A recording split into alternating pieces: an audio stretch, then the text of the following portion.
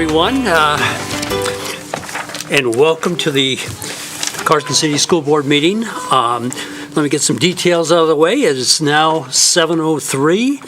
It is Tuesday, December 11th, 2018. We're in the Sierra Room of the Community Center, and it's the time, date, and place for the scheduled school board meeting. And with that, we'll call to order, and we'll begin with the flag salute with Trustee Green.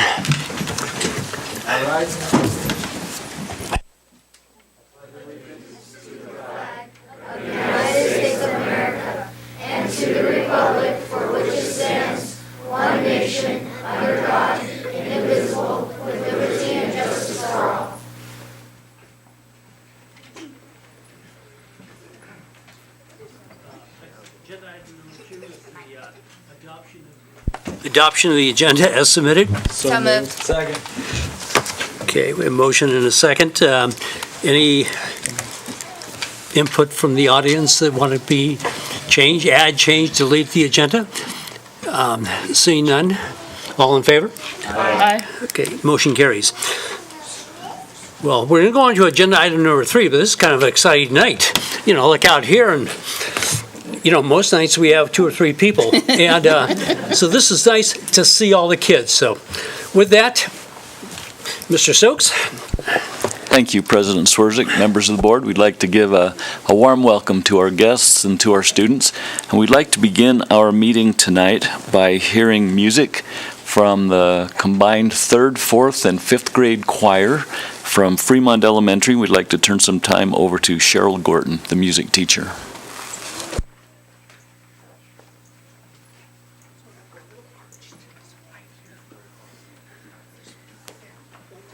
I think we as a board may want to go down along the audience to watch this.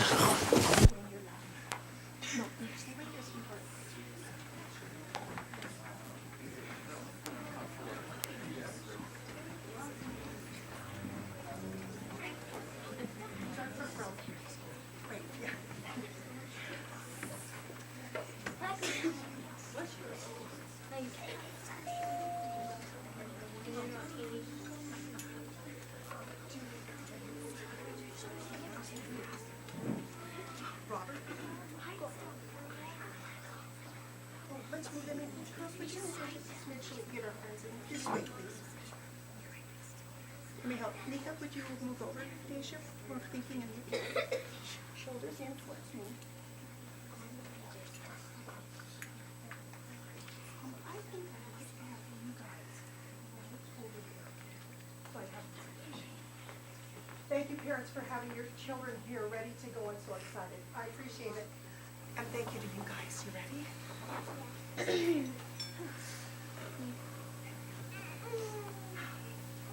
Oh, hold on.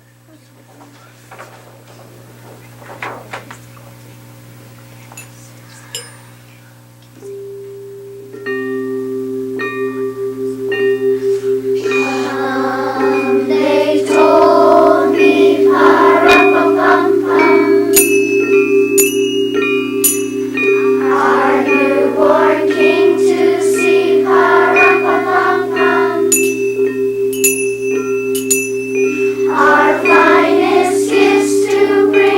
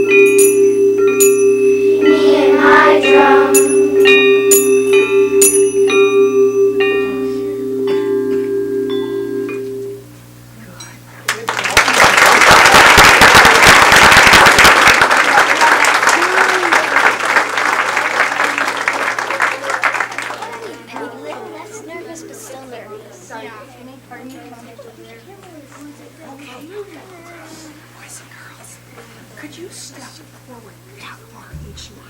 Just a little. Are you okay back there now?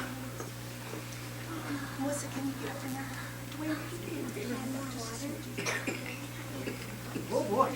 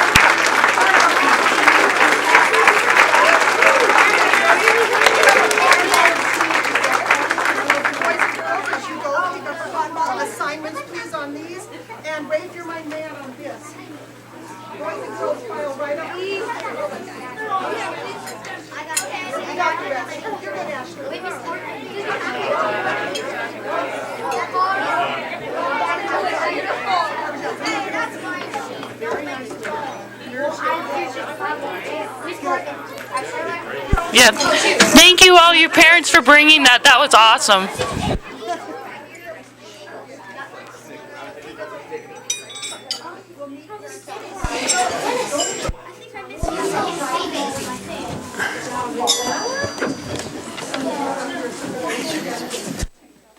Oh, please don't fall out.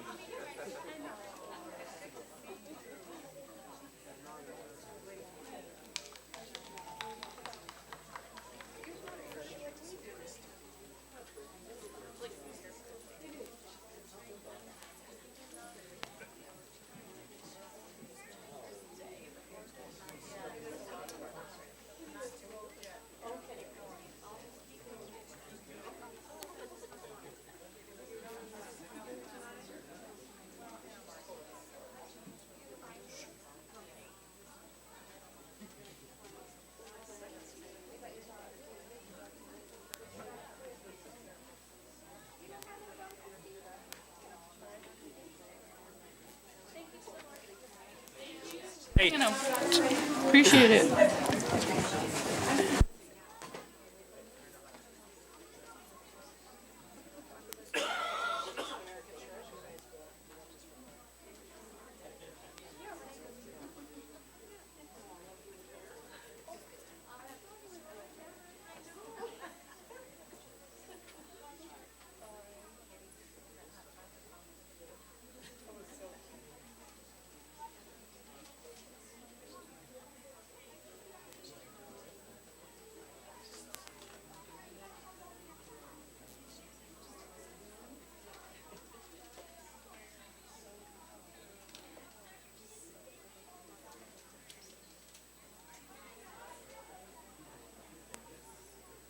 You can't blame me. I have a sore throat. It has to be strep. Okay, Mr.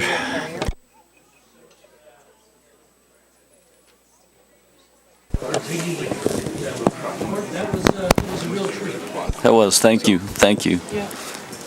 Mr. President, members of the board, we would like to carry forward. I see we have some staff members here from Carson High. I'd like to introduce Candy Ruff to come forward. She'll be introducing some students who have scored well through the FFA program at Carson High School.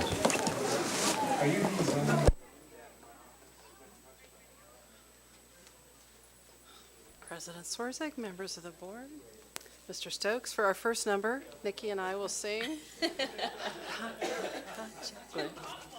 I know, right? Nothing. We have nothing. Just state your name for the record, and then you may continue. Candy Ruff, CTE coordinator. Nikki Hendy, counselor, Carson High School. So we're here to talk to you tonight about, the first thing we're here to talk to you tonight about is the U.S. Presidential Scholar System program. So I have a little bit of background to share. The U.S. Presidential Scholar System program was established by Lyndon Johnson in 1964. So some of us were alive then. Go Johnson. The program has honored more than 7,000 outstanding high school seniors since 1964, and the mission of the program is to recognize and honor outstanding high school seniors and thereby encourage high school attainment in all students. The U.S. Presidential Scholars are selected by a commission of presidential scholars and receive a medallion and a ceremony in their honor in Washington, D.C. every year. So to that end, every year we submit Carson High School, 2 categories of U.S. Presidential Scholars. The first category is called the General Component, and students in this area are invited to be nominated, sorry, I lost my place, based on their academic and test scores. So Nikki is going to talk to you about our General Component nominee from Carson High School. So it's not just test scores, but also students that have overcome some kind of hardship in their lives. So I chose to nominate Sophie Peterson, so I'd love to have Sophie come on forward.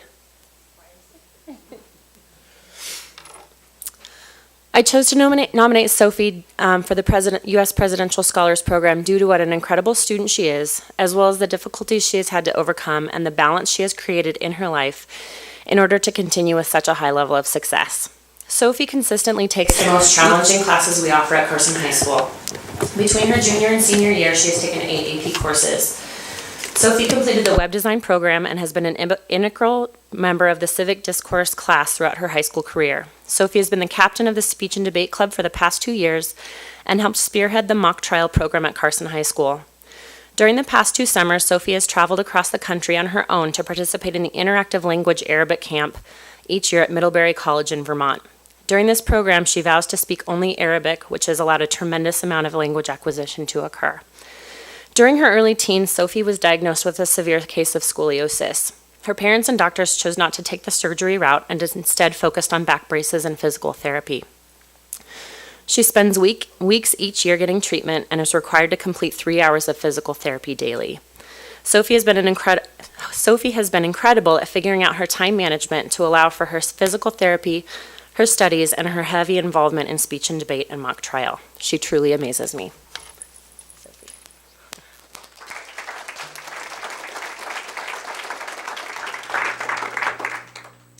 Thank Thank you, Ms. Hendy. Those are incredibly kind words. I don't really know what to say. Excuse me, would you just, formality, just state your name for the record. Okay. My name is Sophia Peterson, also known as Sophie Peterson. So I just want to extend my thanks to the board and to my counselor, Ms. Hendy. Yeah, I'm incredibly grateful to have this opportunity and honor to be nominated for this achievement. I don't really consider, I've learned a lot of skills in order to reach the level of academic rigor and my participation in clubs that I enjoy, most notably speech and debate and mock trial, as Ms. Hendy said, in addition to kind of being able to deal with the physical therapy that I go through daily. And I think that the ability to have such an honor be presented to me is something that I cherish deeply. And I really appreciate Carson High School and the opportunities that they offer me to flourish academically and both socially as well. So thank you. Well, Sophie, we certainly congratulate you, and we're very proud that you make Carson City very proud to have you nominated. What are your plans going forward now? So I recently applied to about 4 universities. I just got into one of them, Indiana University. And any university that I plan to study at, I'm going to be studying Arabic or international relations and linguistics as well. Yeah, so I really look forward to my future. Good for you. Comments from the board? I just want to also say congratulations to you. I've kind of seen you come and go a little bit, and I think students like you with just your discipline and your just high achieving mentality. I mean, you really set the standard for all of us, and I think we're all really proud to have students like you in the district, and I think you're going to go on and do really, really great things. So I'm going to probably mess this up miserably, but salam alaikum. Thank you. So let me just ask you one question. What got you interested in Arabic? I honestly don't remember. I've received this question a lot, as one would expect. I honestly think it's just a combination of my interest in like the international world and just the beauty of the language on a technical and aesthetic level. So, yeah. Well, very good. Again, congratulations and job well done. Okay. Okay.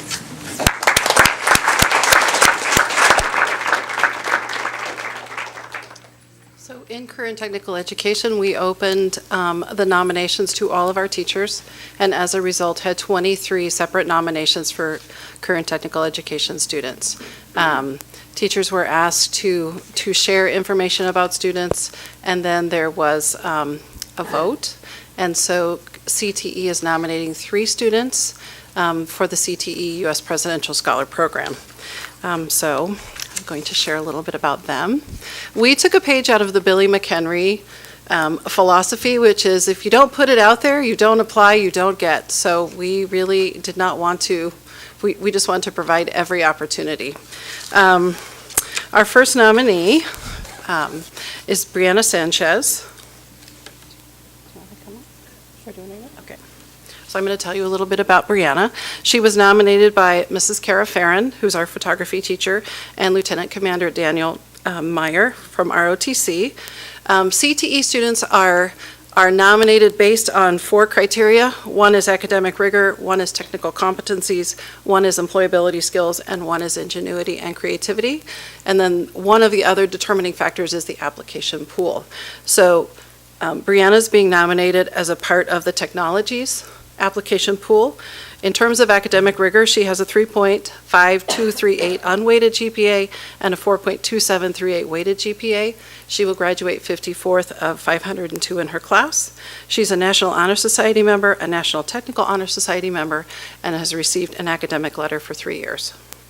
Her technical competencies, she is the NJROTC Cadet Commander for this year.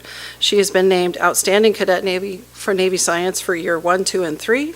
She's the National Guard Most Motivated Leadership Medal recipient, and she's also received the Daughters of the American Revolution Leadership Medal.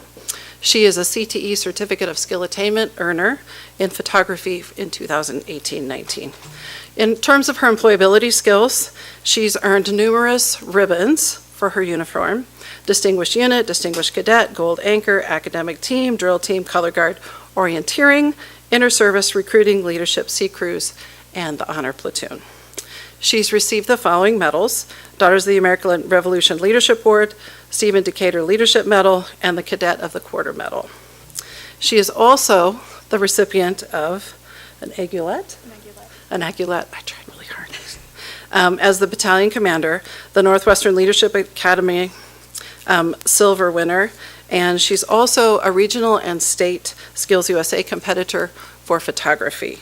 In terms of ingenuity and creativity, she says, as a battalion commander of 262 cadets in her unit, she uses her leadership skills, her problem-solving skills, her critical thinking and collaboration skills to cultivate, motivate, and nurture each cadet's understanding and commitment to the ideals and principles of ROTC. Brianna Sanchez.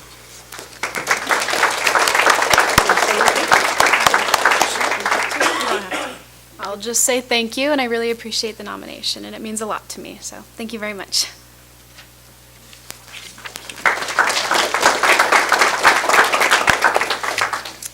Our second nominee is Crystal Vargas.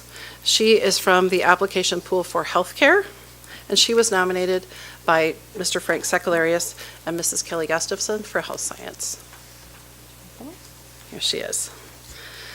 In terms of academic rigor, Crystal has a 4.0 unweighted and a 4.7 weighted GPA.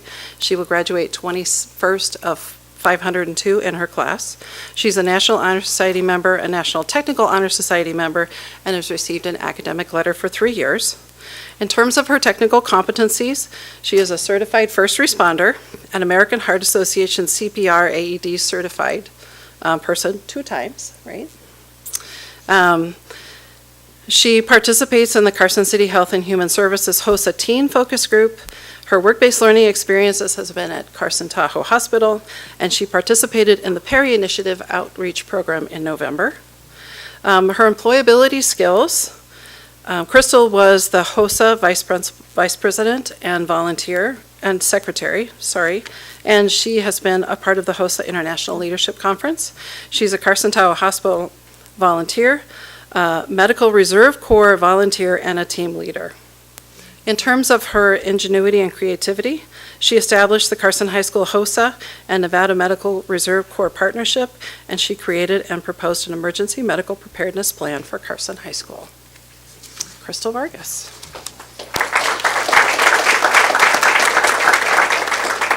I'm short. Good evening. Again, just state your name for the record. I'm Okay. Crystal Vargas, senior at Carson High School. I guess thank you for the nomination from Frank and Kelly. And yeah, thank you.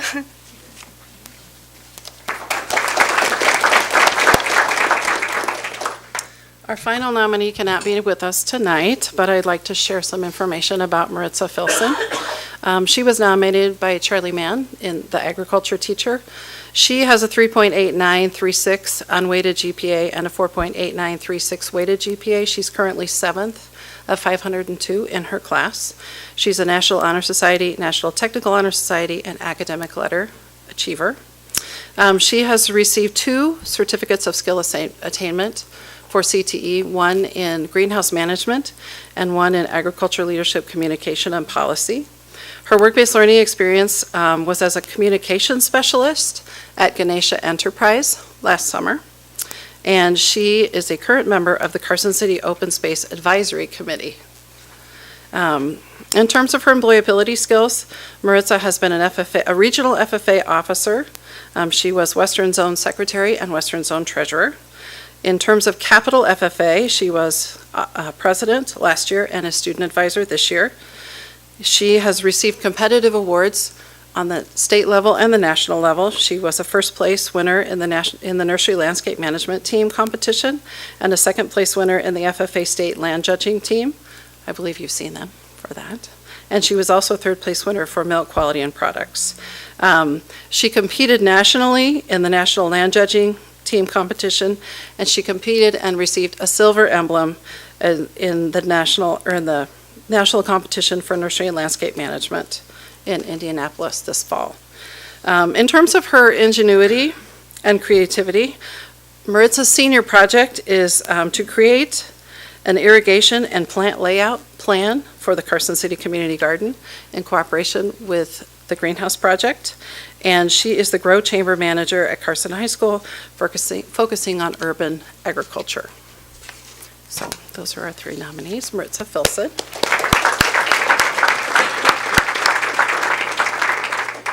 So our nominees, all four nominees went to the state November 3rd. We will, selections will be made by the state, and we will hear about their progress towards semifinalists in February. The nominees will move from the state to the national level in February, and then we will hear in May. So we're so excited to share our nominees with you. Well, Candy, thank you, and thank you to the nominees. I mean, it's really a special honor, and thank you for participating. So, comments from the board? Okay, I have one more thing to share. I would like Connor Arnold to join me. Charlie Mann could not be here tonight. He's our agriculture teacher, and he would like to share the following information about Connor and his teammates.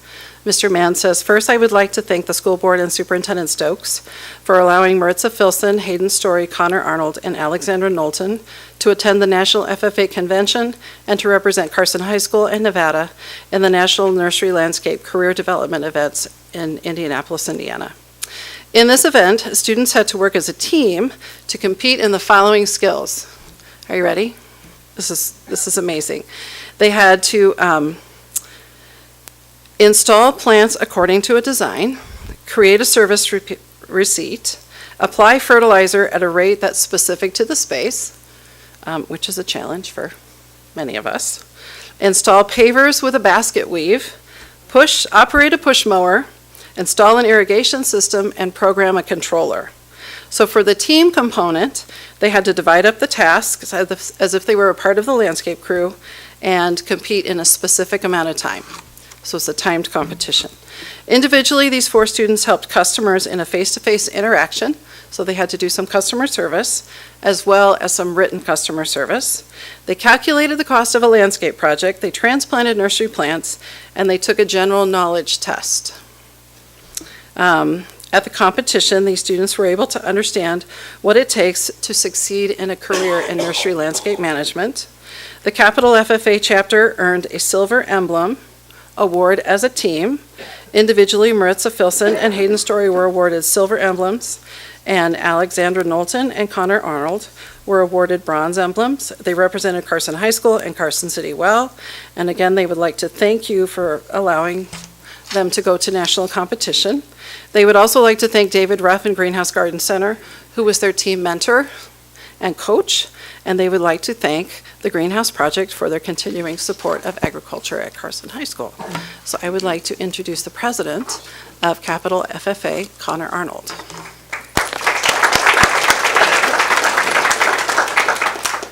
Excuse me.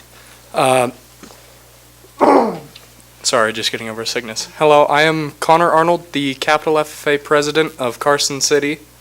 As Ms. Ruff said, we faced rigorous challenges during National FFA Convention in Indianapolis. We were in Indianapolis for about 5 or 6 days, I believe.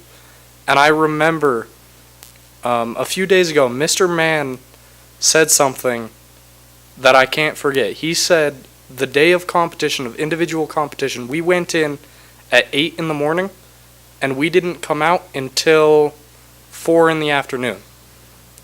We went in to do testing, customer service, face-to-face and emailed customer service, and it took 8 to 10 hours of testing, and I couldn't be happier for it. It was a great experience. It was a really fun time. I met a lot of people from around the nation, from various states. We competed against, I believe, 48 teams. It's unfortunate that my teammates couldn't be here tonight. I had a great time with them. Yeah. Thank you guys again for allowing us the opportunity. Before you leave, what are your plans going forward? What are you doing next? So this year I'm applying at WNC and UNR. I'm mostly going to WNC for about 2 years to get my associate's degree, and then I'll transfer over to UNR and major in some kind of education, most likely mathematical or maybe even something in engineering. You'd like to come back to Carson High then sometime, huh? Yes, I would, yeah. Just check with Mr. Delphin before you leave, so. Yeah. Okay. We're getting Hey, lots of intent now. congratulations to you and your teammates, so, thank you. And Mr. Mann also, Yeah. for providing direction, and Mr. Ruff, so, okay, great, thank you. Thank you. Congratulations.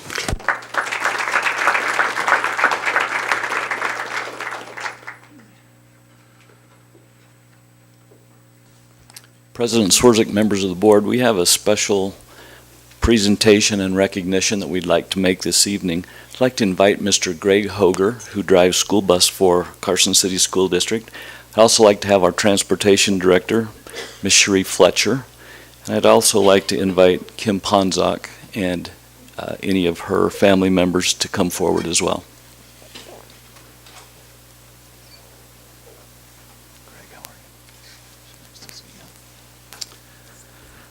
I'm pleased this evening to present to you Mr. Greg Hoger for meritorious service. I'd like to just read the little note here that brings us to the podium and to the school board this evening. In recognition of your outstanding performance in preventing injury or death to a student who has exited your bus and is now a pedestrian, by using the horn of the bus, you were able to warn the student of an approaching vehicle that was illegal passing a stopped bus. I heard from Mrs. Ponzak, whose child was this student in question. And by Mr. Hoger assessing the situation and taking the initiative to warn the student of this vehicle that was passing the bus illegally, it was believed that his actions helped to prevent death or injury to our student, and so we're very grateful for him being aware of the situation, and we wanted to recognize him tonight publicly, and certainly thank Mrs. Ponzak for bringing this to our attention. Thank you very much.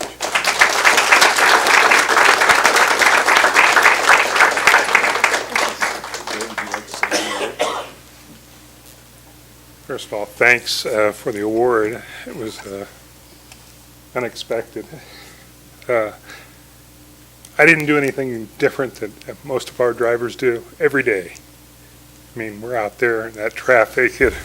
It's tough. It's really tough.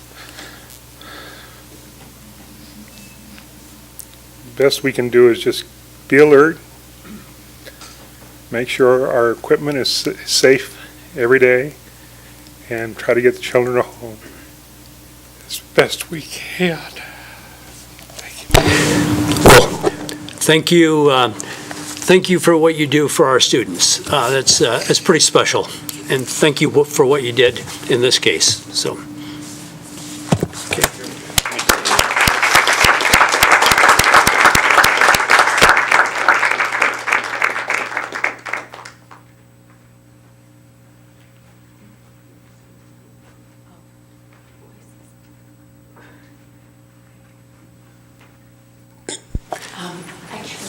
Very well tonight. Can you even hear me? Yeah. Just state your name quietly for the record. Okay. So my name is Kimberly Ponzak, and every day when my kids go out to the bus, I watch from my bedroom window because I have a great view of the bus stop, and our bus driver is the best. He stops in the middle of the road so that cars can't pass either way, and I'm very grateful that my children have him as their bus driver and keep them safe each day. Well, Kim, thank you for bringing this forward. This is a special recognition for a special person, so thank you. Thanks.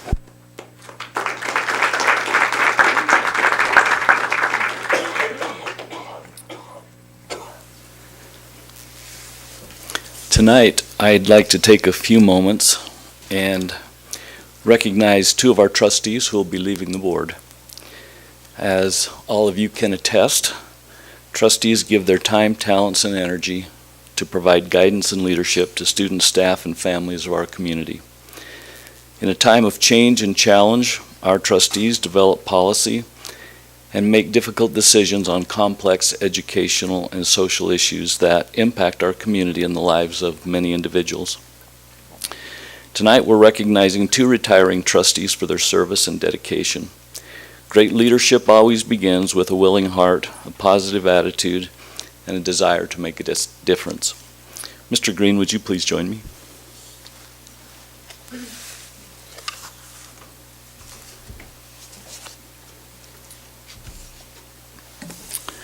Mr. Ryan Green has served one 4-year term on the board. Mr. Green brought with him to our group fresh and new ideas and eyes. He encouraged me and he encouraged our staff to reflect on our practices and our processes, and he challenged us to be stronger communicators. Mr. Green encouraged some of his own friends and associates to get involved with the schools. I know several of his friends and associates were specifically invited and came and helped us on committees and in other activities, and I very much appreciated that. And he set that example himself of service. I know he was on site down at Empire Elementary when they rolled out a new activity and helped decorate the place with stars. And that was on a Saturday, as I recall. He certainly has shown what it's like to be a good volunteer and to use his own talents and skills in the betterment of our organization. Mr. Green has promoted academic excellence in our schools and has encouraged staff to put their best foot forward while maintaining a positive work-life balance. I'd like to thank Mr. Green for all of his efforts and services and wish him the very best in his future. Mr. Ryan Green.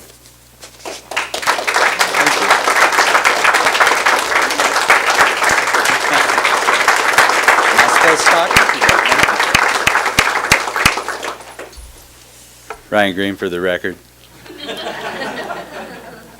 Well, I guess I'll take this moment instead of when we do our board reports, but I'd like to thank you all for keeping me sharp and working to, I guess, be a better leader from a peer level.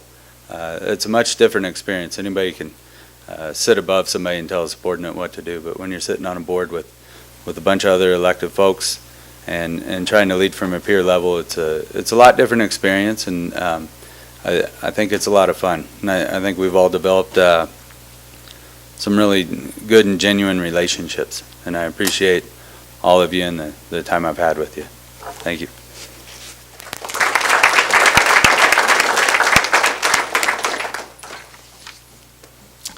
Next, I'd like to invite President Ron Swerzik to join me.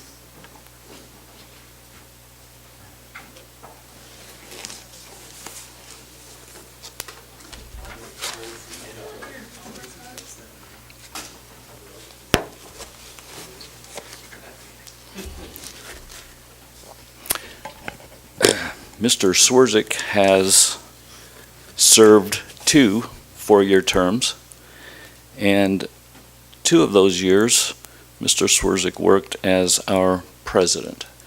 And I'm very pleased to provide Mr. Swerzik with this little memento, acknowledging our appreciation for his leadership and his skills.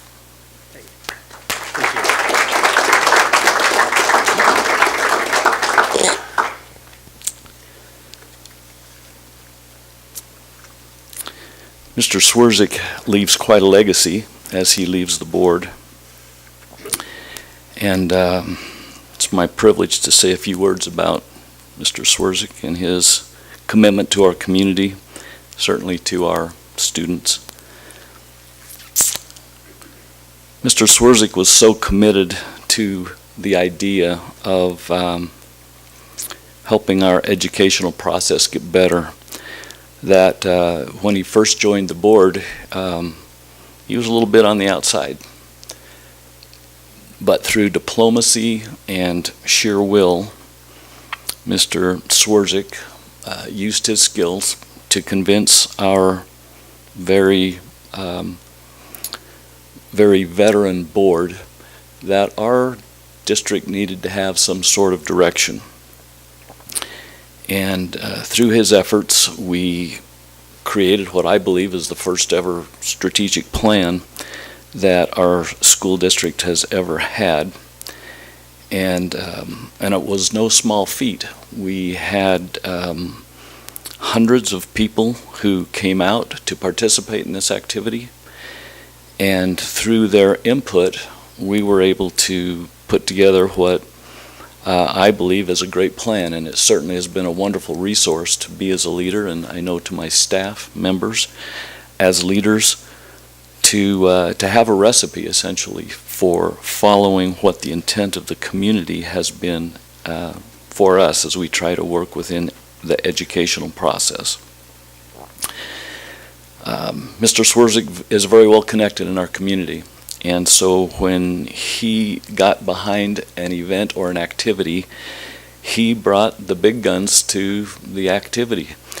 It wasn't uncommon for him to reach out to Board of Supervisors, to the mayor, to the governor, to people that he knew through his own community work, which was very selfless. And those people would show up in droves.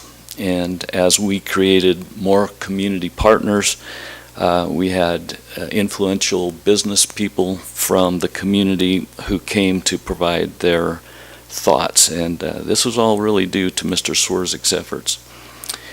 He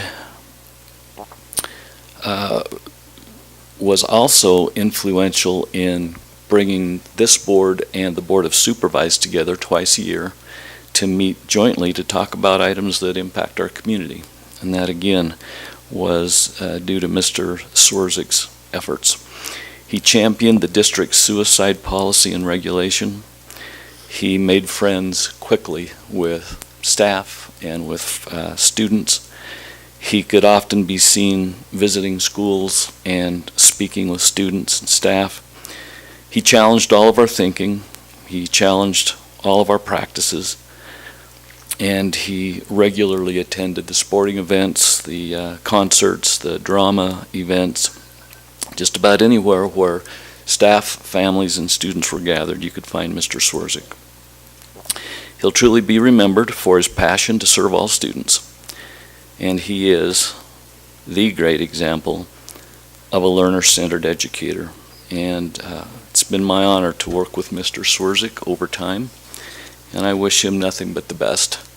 Mr. Swerzik, thank you for your service. Please accept this on behalf of all of us. And I'd like to offer you the microphone as well, if you'd like to.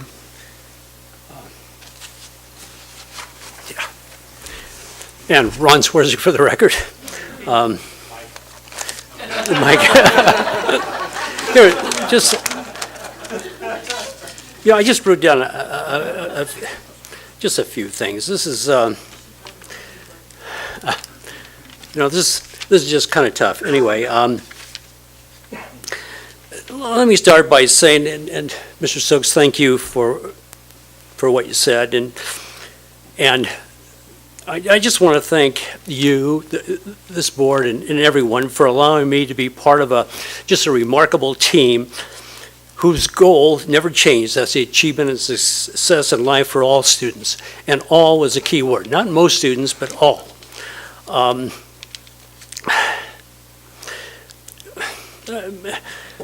Richard mentioned the strategic plan, but we've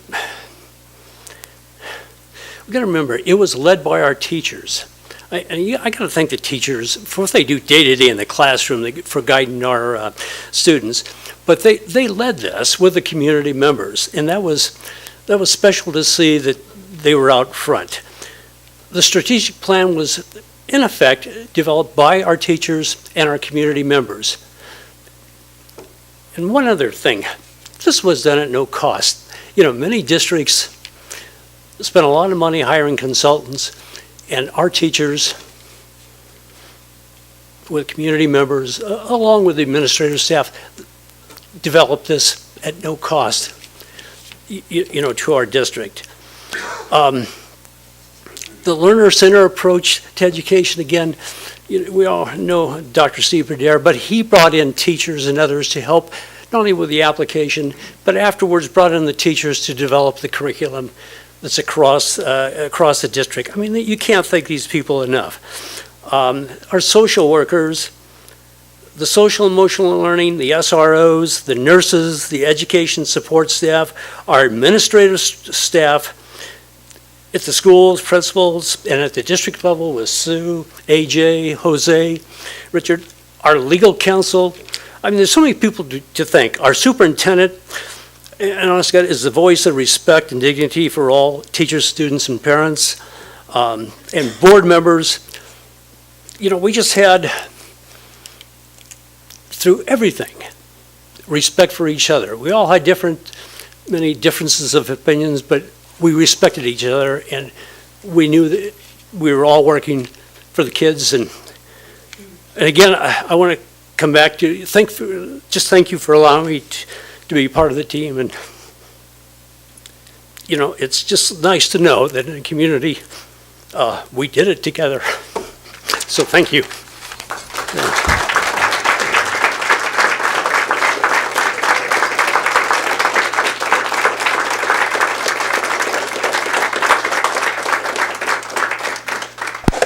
Before you go, President Swerzik, I just have to ask, what are your future plans? Where are you going from here?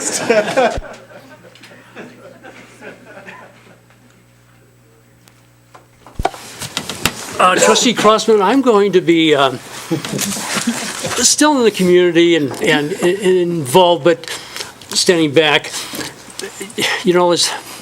We have a good board now. Come January, you're going to have a great board. We got Richard Varner here and Lupe Ramirez. You guys, you're going to take it so much farther. So, anyway.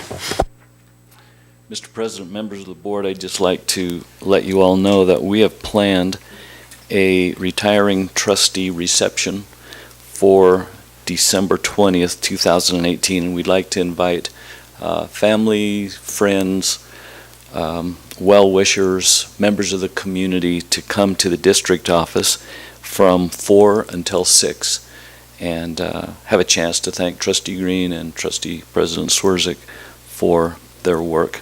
And I believe there are a few folks in the audience that might want to say a few words too.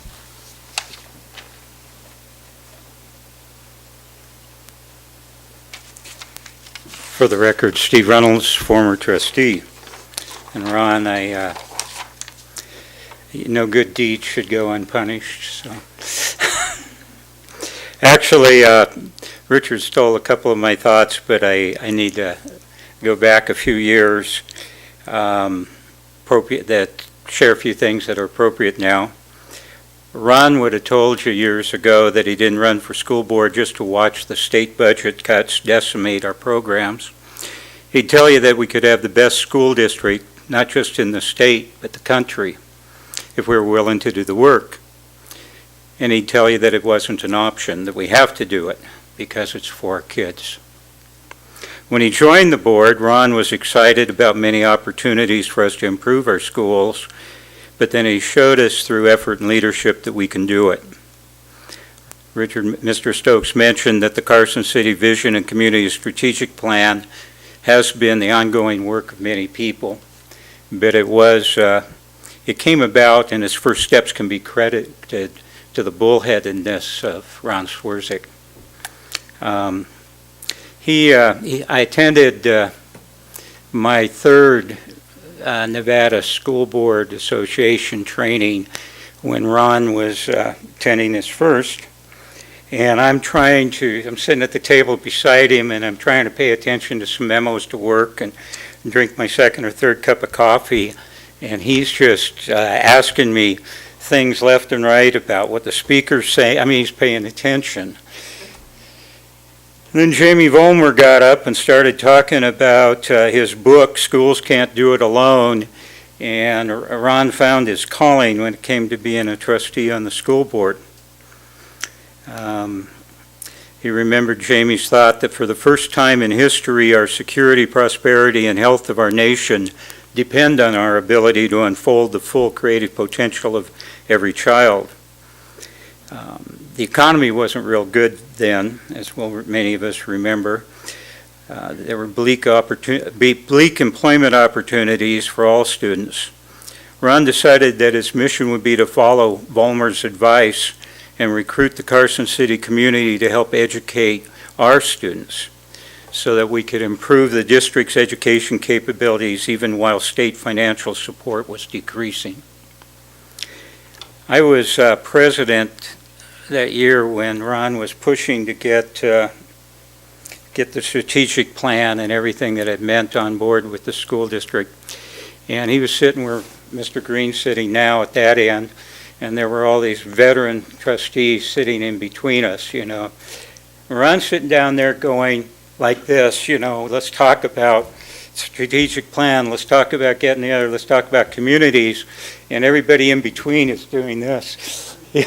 And going, no, Steve, no, and calling me at night and saying, you know, we don't want to do this, you know, we got enough on our plate. We just gone through a school bond rollover vote. We'd been through some budget hearings to determine how we were going to spend the little bit of money that we had in our coffers to try and maintain Carson City School District as best as possible through the recession. And a lot of people, including myself to a large degree, weren't ready to hear about more work on our plate. But somehow Ron talked us into going along with it. And it did turn into the Carson City Strategic Plan, which has been a great thing in our community. And Mr. Stokes was correct. We would not have done that if Mr. Swerzik had not pushed for it. And I thank you for that. Another fun memory is the fact that out of that strategic plan and out of the people that came to work with the school district to put it together, it became the first meetings and discussion about applying for the Race to the Top grant. And some of us may not remember all the details about it, but we did get that grant. It made for some very massive changes in how we go about business here in the school business, in the teaching business here in Carson City. And that came about simply because of the group that initially started because of a group that came together as part of the strategic plan to try and put that together. And as you folks remember, our application from Carson City was at that time not only the best application that the federal folks had received, but it was better by leaps and bounds than anything they had gotten for the Race to the Top grants. I just want to finally note that, you know, I enjoyed my time listening to Ron and trying to hold him back when maybe he was getting a little too excited. I didn't do a very good job at that. Ron, thank you very much for your years of service. I remember you going to things like the Tiger Woods Institute and other places like that on your own dime, with your own time, to find out things that helped our district. And we are a better district because of the time and effort that you've put in. Thank you once again. Thank you, Steve. Mr. Swerzik, members of the board, I just have one little item for your information and for anyone who might be watching. It's down the road a ways, but on February the 4th, 2019, Carson High School will host an options night, and this is for any student and family who might be interested in some of the academic programs such as Jump Start, the program for both academics and career, UNR EDU 110, which is the Introduction to Education class, and also the Advanced Placement program. So parents should remember this date, and we'll remind parents as we get a little bit closer, because those are really important meetings for families to attend as students begin to choose their academic tracks in High School. So thank you. I know we went a little long tonight in the superintendent's report, but happy holidays to you folks and also to our patrons. Thank you. Thank you, Richard.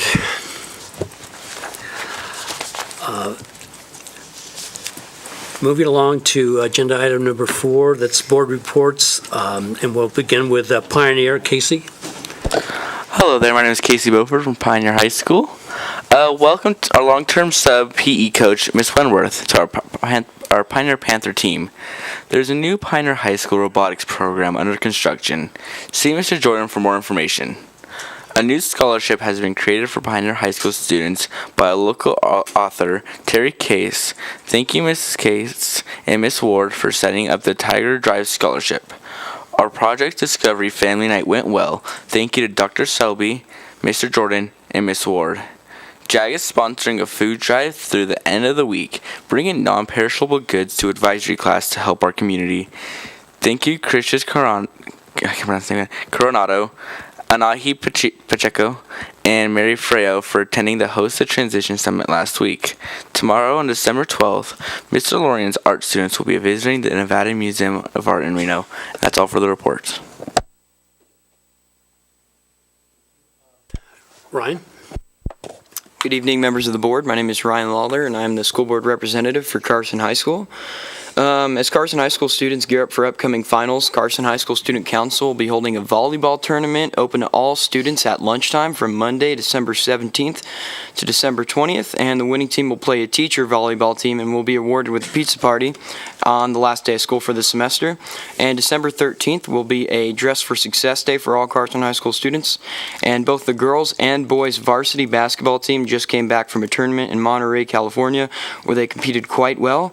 And the ski team's first meet of the year will be this Thursday. And the last day of the semester for all students will be December 21st. And I just wanted to thank all the members of the board, the superintendent, and all the employees here who have made a successful first semester of the school year. And thank you. Ryan? Nothing. Don? Just a few items of interest from Al Seeliger Elementary School, from Principal Zona and Vice Principal Cowan. This week is Reindeer Lane. And Reindeer Lane is an annual event gives the opportunity for all students to get gifts for their family and friends. This Thursday, the 13th at 6 p.m. in the all-purpose room is the band choir winter concert. It's at Seeliger. And lastly, winter map makeup testing is also this week. Have a great holiday. For Carson Middle School, this week on Wednesday at 5:30, they are having a family engagement night. And then starting next Monday, the 17th, is the book fair in the library. And they also have on Thursday, the 20th, a career expo in the gym. For Fritch Elementary School, tonight was their first grade music program, which those are my first grade music programs are my very favorite music programs, just because first graders are great. And then also coming up for Fritch on Thursday the 13th, they are having their choir and band performance starting at 5:30 to 6, and then following that will be a book fair and family reading activities, followed by caroling and cookies and hot chocolate. So if you don't have anything else to do on Thursday night, you can head over there. Joe? Oh, I'm sorry, forgot one other thing. Part of the book fair that they're doing, and you may have seen it going around, is they are, Fritch is participating in a book drive to have new or gently used books donated for an elementary school and a middle school in Paradise, California, who lost all of their book supplies. So if you have any, they're collecting it, and then they're going to be driven over to them over the holidays. So if you have any new or you want to give something, and that's another opportunity. Nothing new to report. I just wanted to congratulate, kids just finished at the high school their recent series of SAT and ACT tests, and on top of a pretty demanding workload for these kids. I just wanted to congratulate the families and the kids for getting through those tests. And we saw a couple of kids tonight that are going on to bright futures and have already been accepted to some colleges. So we've got some great high school students out there, and I just wanted to recognize some of their most recent efforts. Thank you. So Fremont Elementary School just wants to, again, remind parents that they'll be limiting the number of daytime events due to construction. Having said that, they will still have their DARE graduation on December 20th at 1:30. Also, this Friday, they're having their drop-in shop event, which allows parents to have supervision while they take a bit of time to do some personal shopping. It will start at 5:30 and end at 8. And then I guess I would just finally like to say to Trustee Green and Trustee Swarzak, I consider you both great colleagues, and it's an honor to have served with both of you. So congratulations. Thank you. Stacy. I attended the Parent Engagement Council meeting on the 6th, and we had a presentation on Title IV money. And when I asked for if they could give us examples of districts in Nevada that were using the Title IV money with the parent engagement module, and she picked out Washoe and Carson. So I thought I'd say kudos to our staff and our teachers for taking that to the next level and being recognized there. They're also starting a framework building consortium from birth to 12, and they're looking for people and stakeholders to be a part of that. You can go to the Department of Education's website and to get more information to sign up. And the National Parent Engagement Conference is going to be July 10th through the 12th, and it's going to be actually here in Reno. So that should be pretty exciting. If you haven't been to one, I was at one in Pittsburgh, and they're really, really good. So maybe we can get a lot more staff to go now that it's in Reno. There won't be too much to travel. And then the last 2 days, I've had the NIAA meetings, and not a whole lot to report that. Realignment is still going on.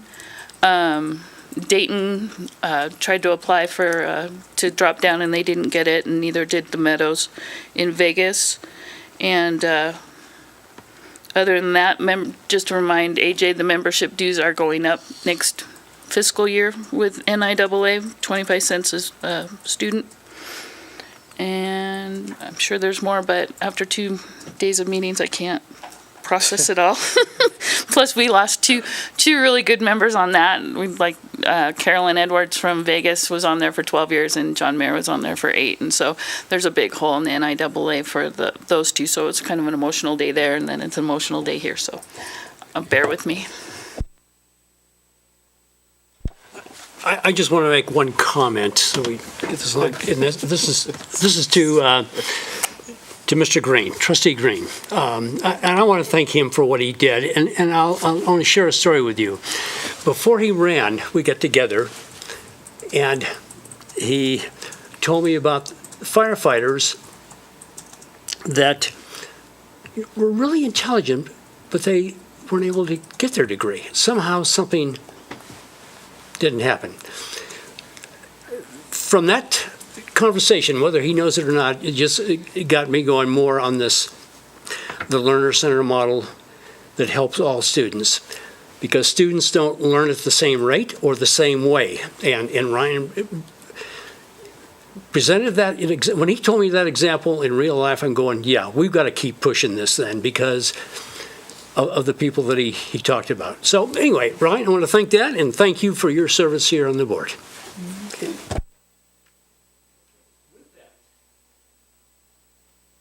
We're going on to agenda item number 5, association reports. And Loretta?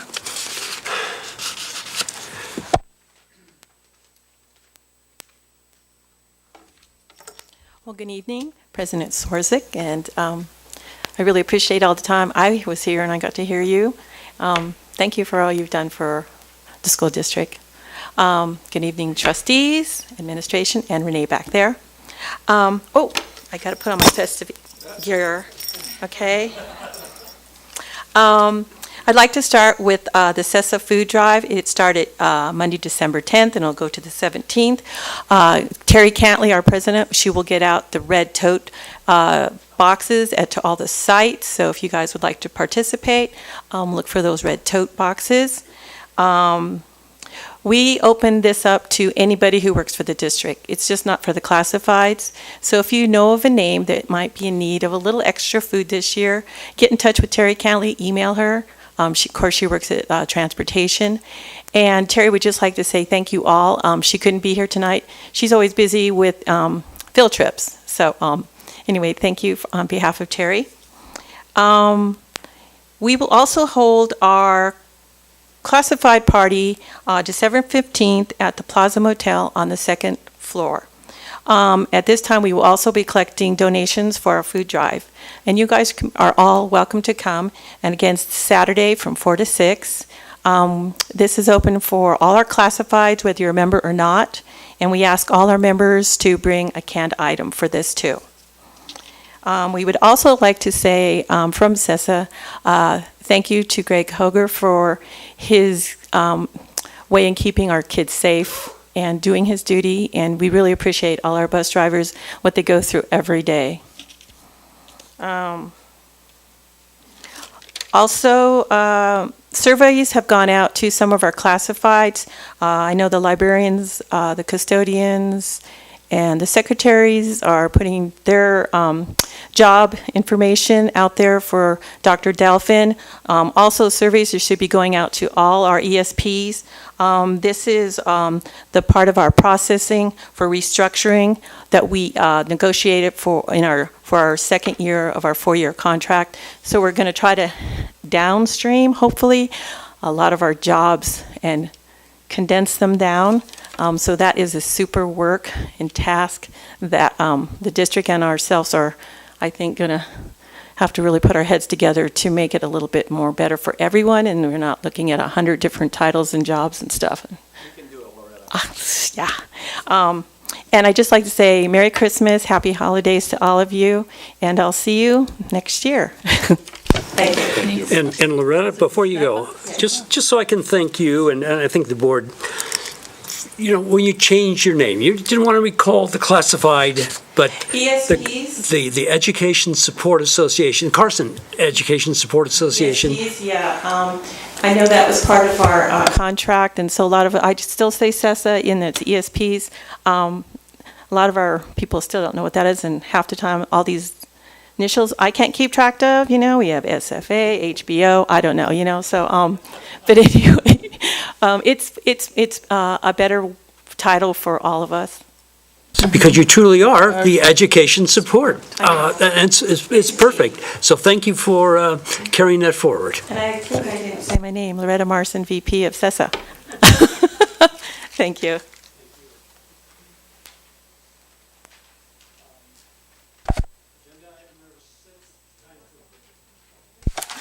Agenda item number 6, it's time for public comment, and these are for items that are not on the agenda.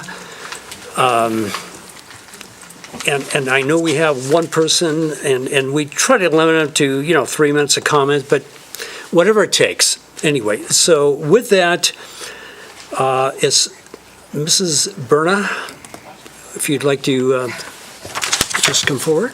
Just state your name for the record. Good evening, I'm Celia Berna. Hello, members of the board. I'm a parent to 5 students in the Carson City School District. All 5 are within what's been come to known as protected classes. All 5 are biracial, and 2 of them have IEPs.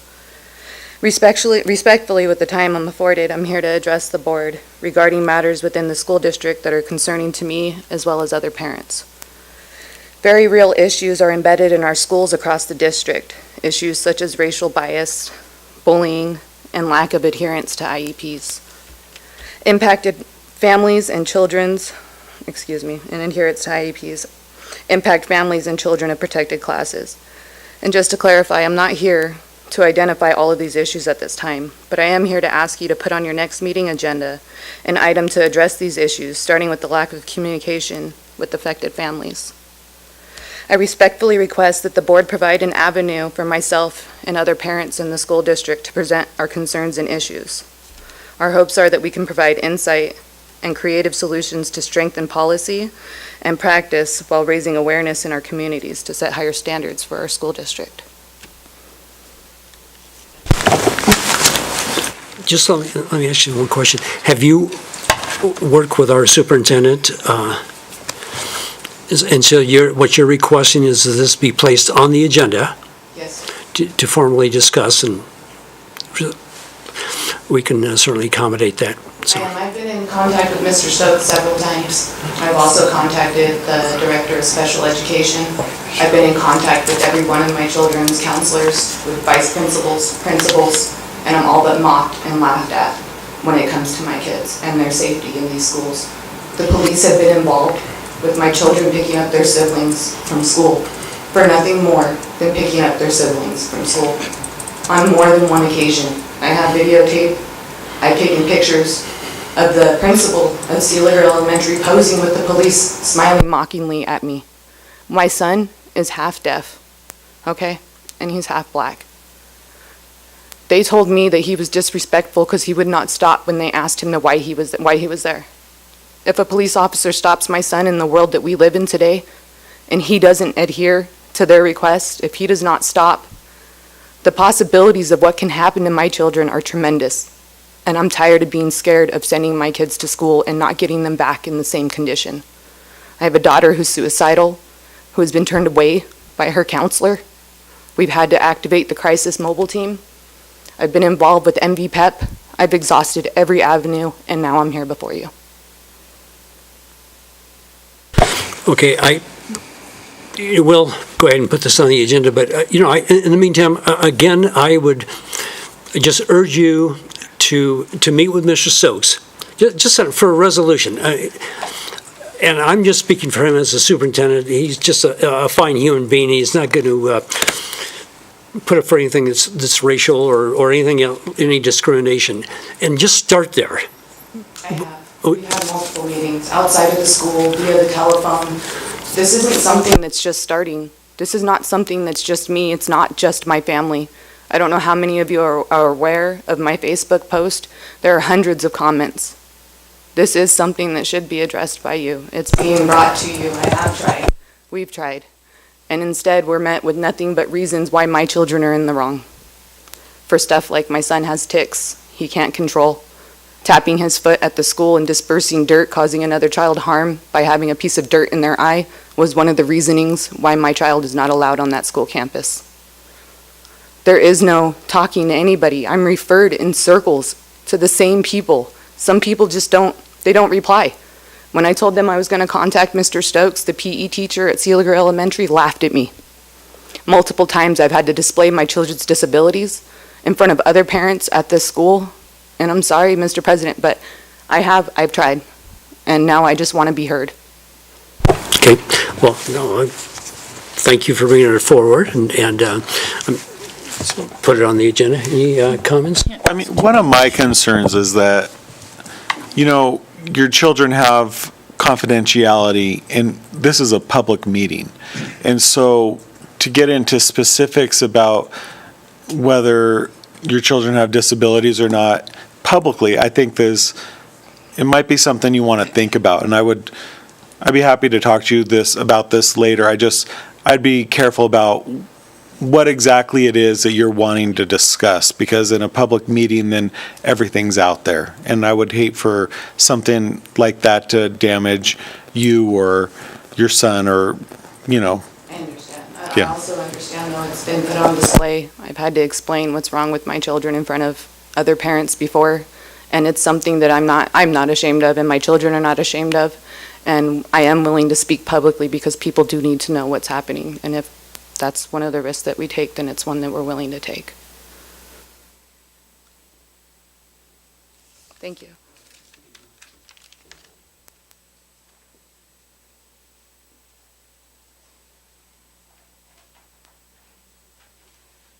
Going to agenda item number 7, which is an informational update from Aramark Food Service Management Company on the nutrition service program in the Carson City School District, and for discussion only. And AJ, I think you'll start this.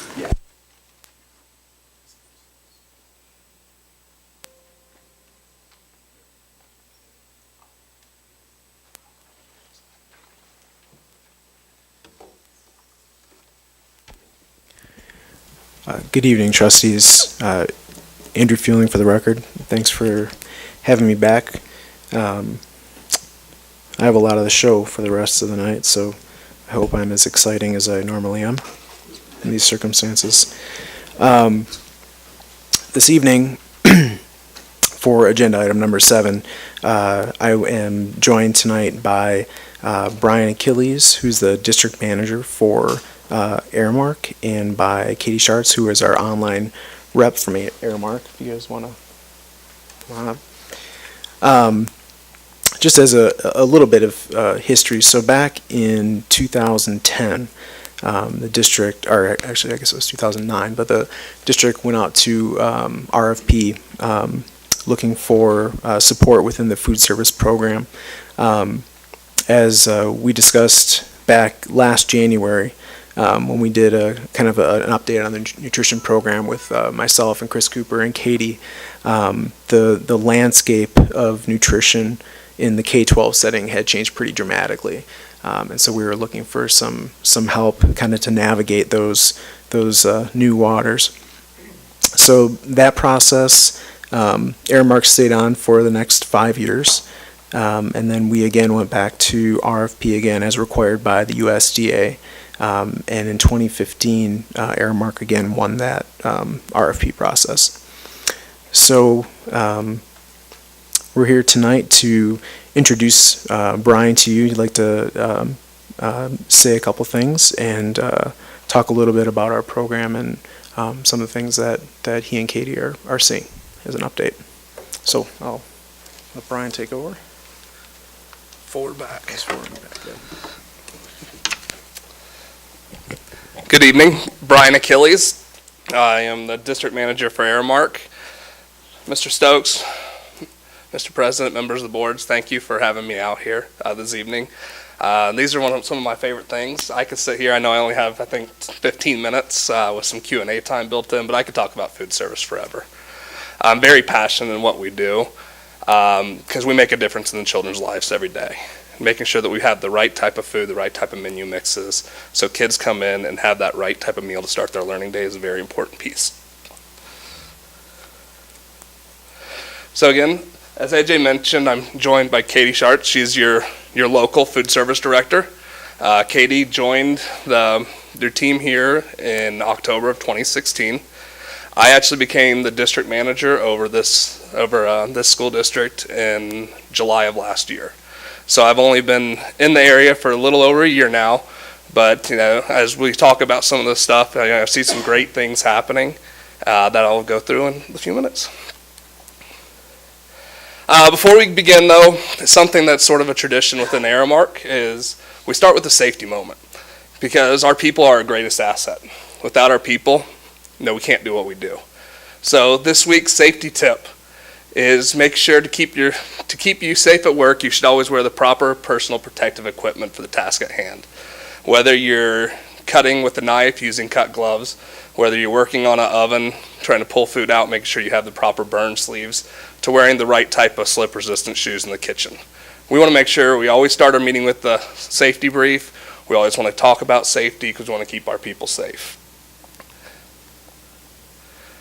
I know AJ is going to be presenting later on tonight about financials and some of the recaps that you had back from your auditor, but I wanted to talk a little bit about that because that's a lot of times the meat and potatoes where most of the questions are, so I like to get that out done front. So as you can see, as I mentioned, we've been here for coming on 9 years now. Mr. Fueling actually gave us this report last week showing our last sort of 5 years.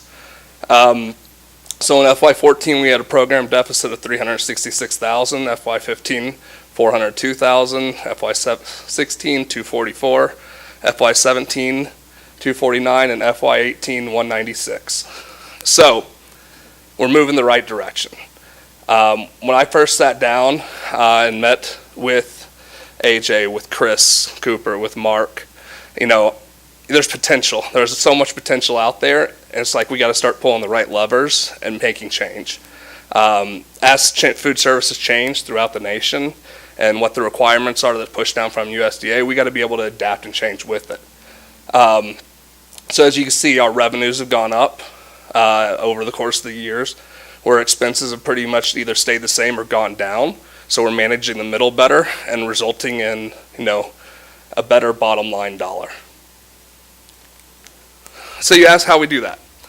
Part of the way we do that is through our meetings. Communication is key in everything that we do, whether that's in food service, whether that's at the schools, everything. You have to be able to clearly communicate what you're trying to do.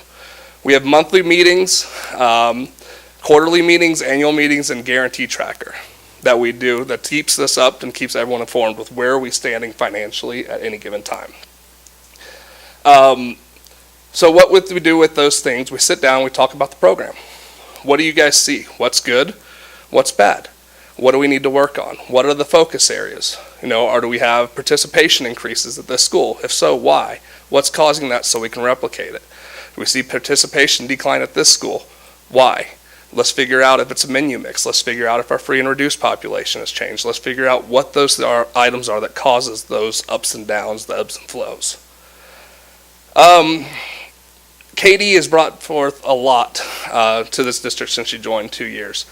If you look at the food cost management and the controlling of the middle, she's done an outstanding job the last 2 years, and she's a lot of the reason why, the bottom line number is continuously improved. She's been able to work with the state and utilize your commodity entitlement dollars and your DOD fresh fruits and vegetable funds. That's all money that the government gives us, and you can sometimes go back and ask for more.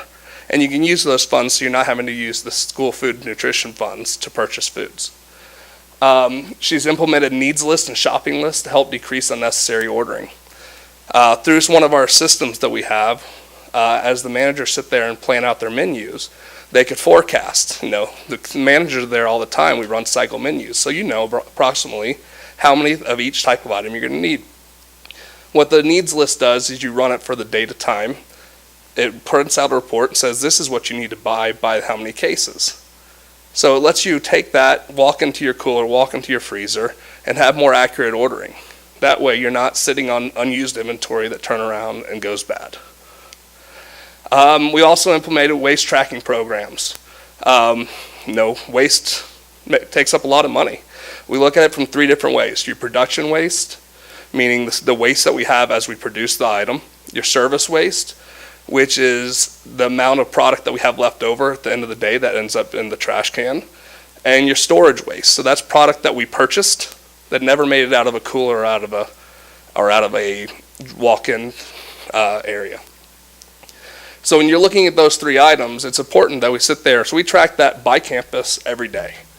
We ask the questions when we get a big number in, what happened?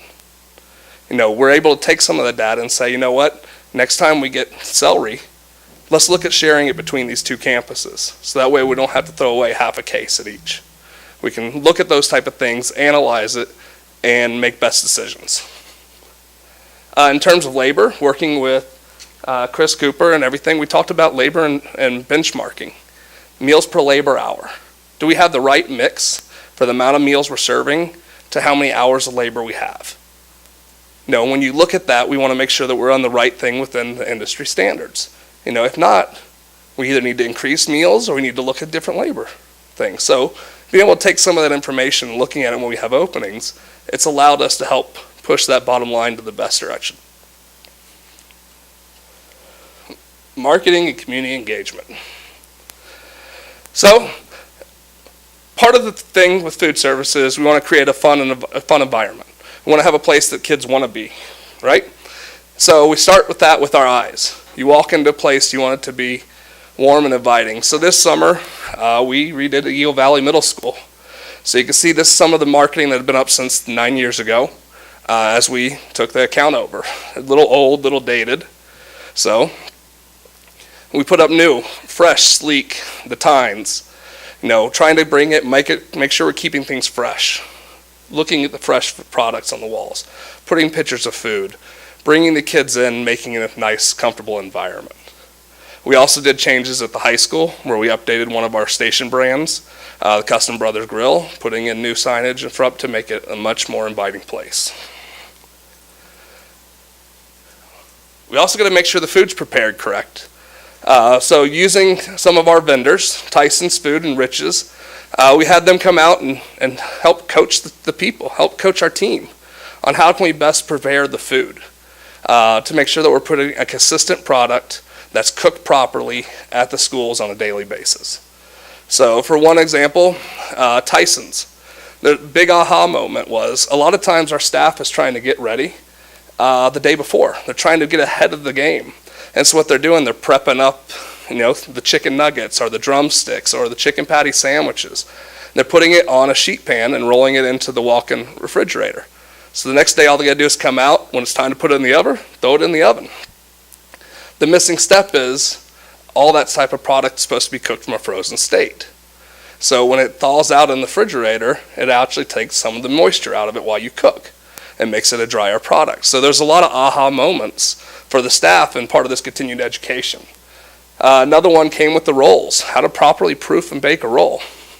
So about using the right type of moisture, how long do you put it in the hot box, how long do you do this? And so what it's doing is creating a more consistent product across every single school, which is what we want. We want every school to look the same across the board. Marketing and promotions. Katie's been great about looking what can we do to involve the community. What can we do to get people in the schools and have some fun? So monthly menus are revamped each year to increase participation. We look at the bad items, take it off. If kids aren't taking it, we don't want to serve it. We use our different promotions, our SEPs, special event promotions, our fuel promotions in the secondary, and we try out new items. We had a backyard burger a couple months ago where it had like a curly fries, a seasoned curly fry on top of a burger with sort of sauce. Kids loved it. We put it on the menu. That's the thing. If we keep our menu static, we're not doing our job.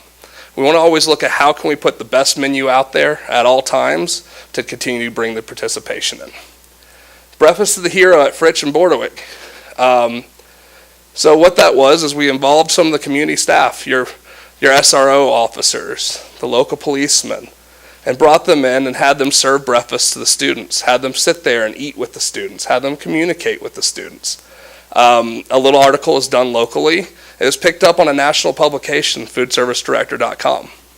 That went out nationwide to food service departments all across the nation about what's going on here in Carson City with that event. Thanksgiving with the Hero at Sealiger. Another thing, we brought in the outside, groups of officers, and we're looking at firemen in the future, paramedics. A hero can be so many different things to so many different people, but it's about combining the community and food together and making it a fun event.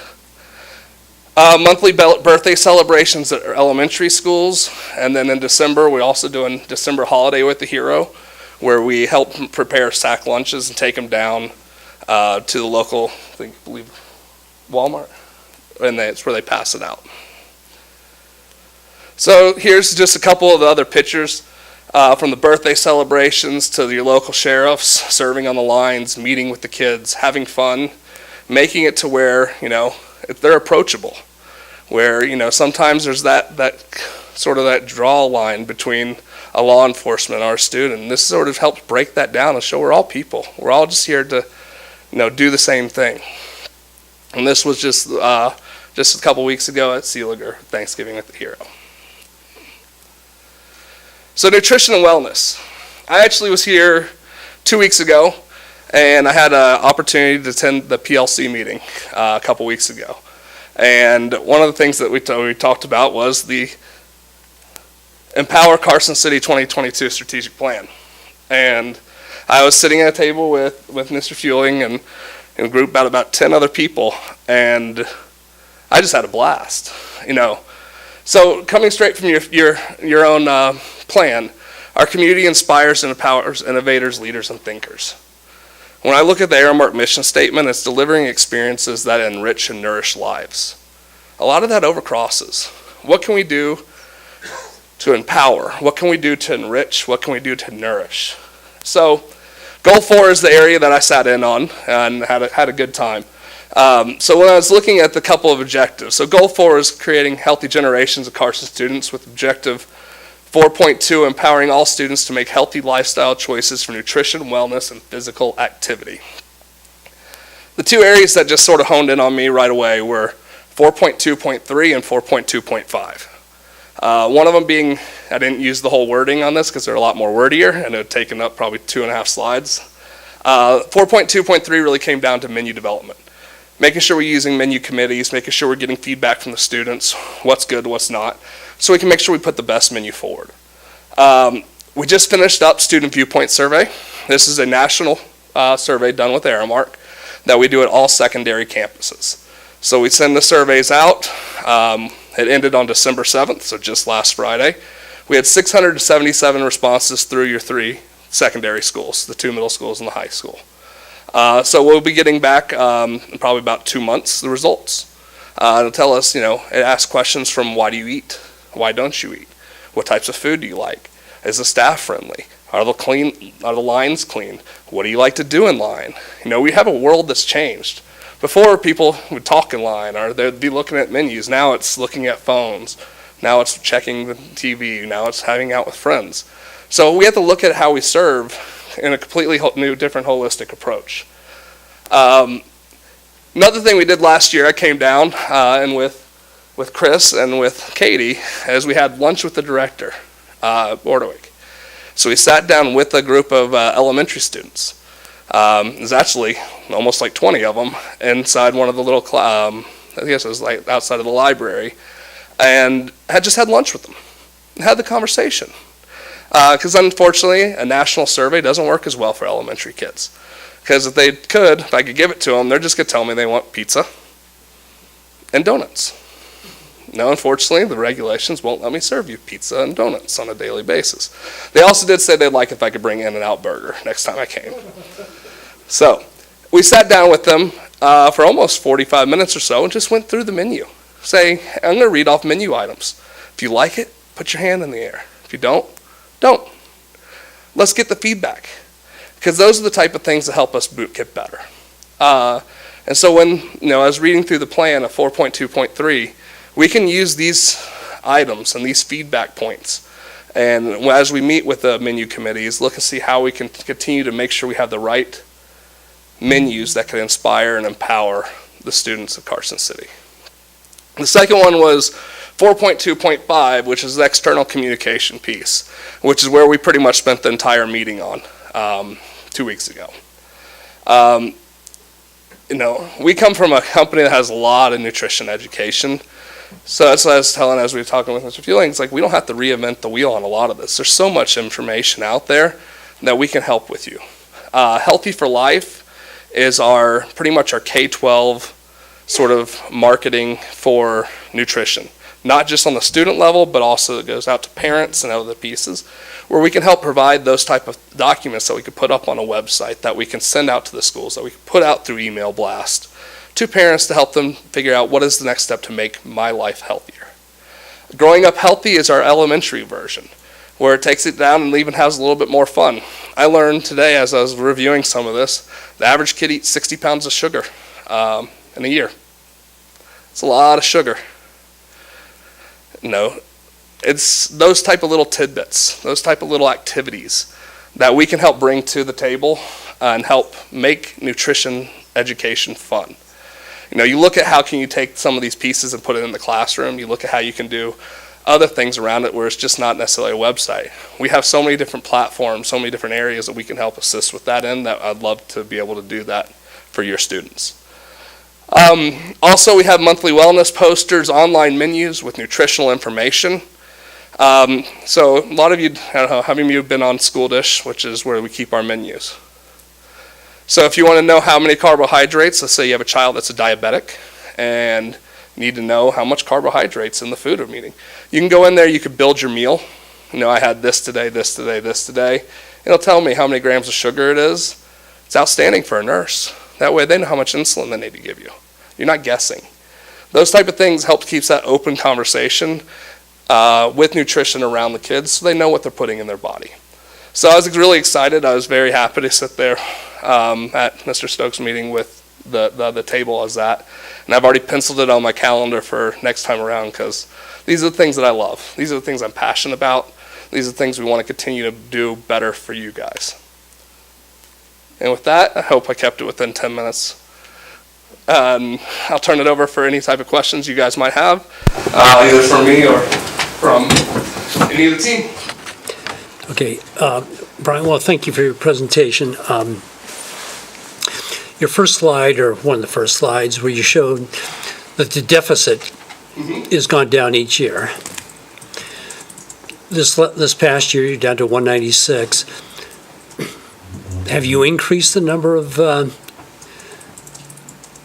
meals served? There's two ways really that you look at it. We're either increasing revenues or we're decreasing our cost. And so we have to look at it in both ways. Yes, over the last year we had an increase in meals, which helped push our revenue higher.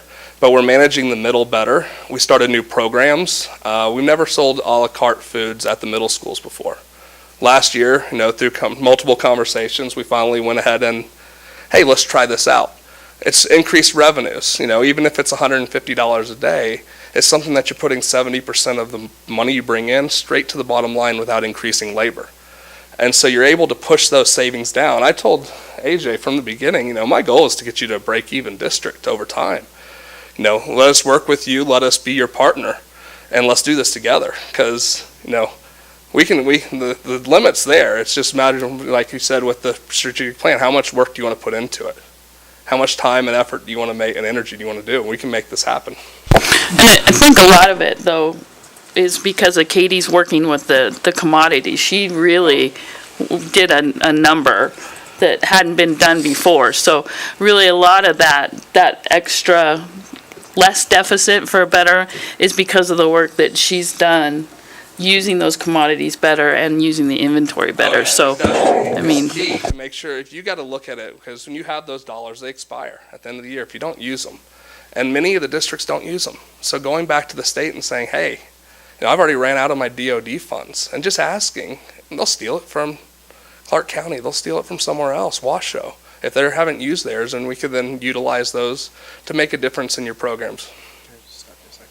Yes. So, to translate, commodities are, it's basically food that comes from the federal government that, for varying reasons I don't understand, are provided to the district at very low or no cost.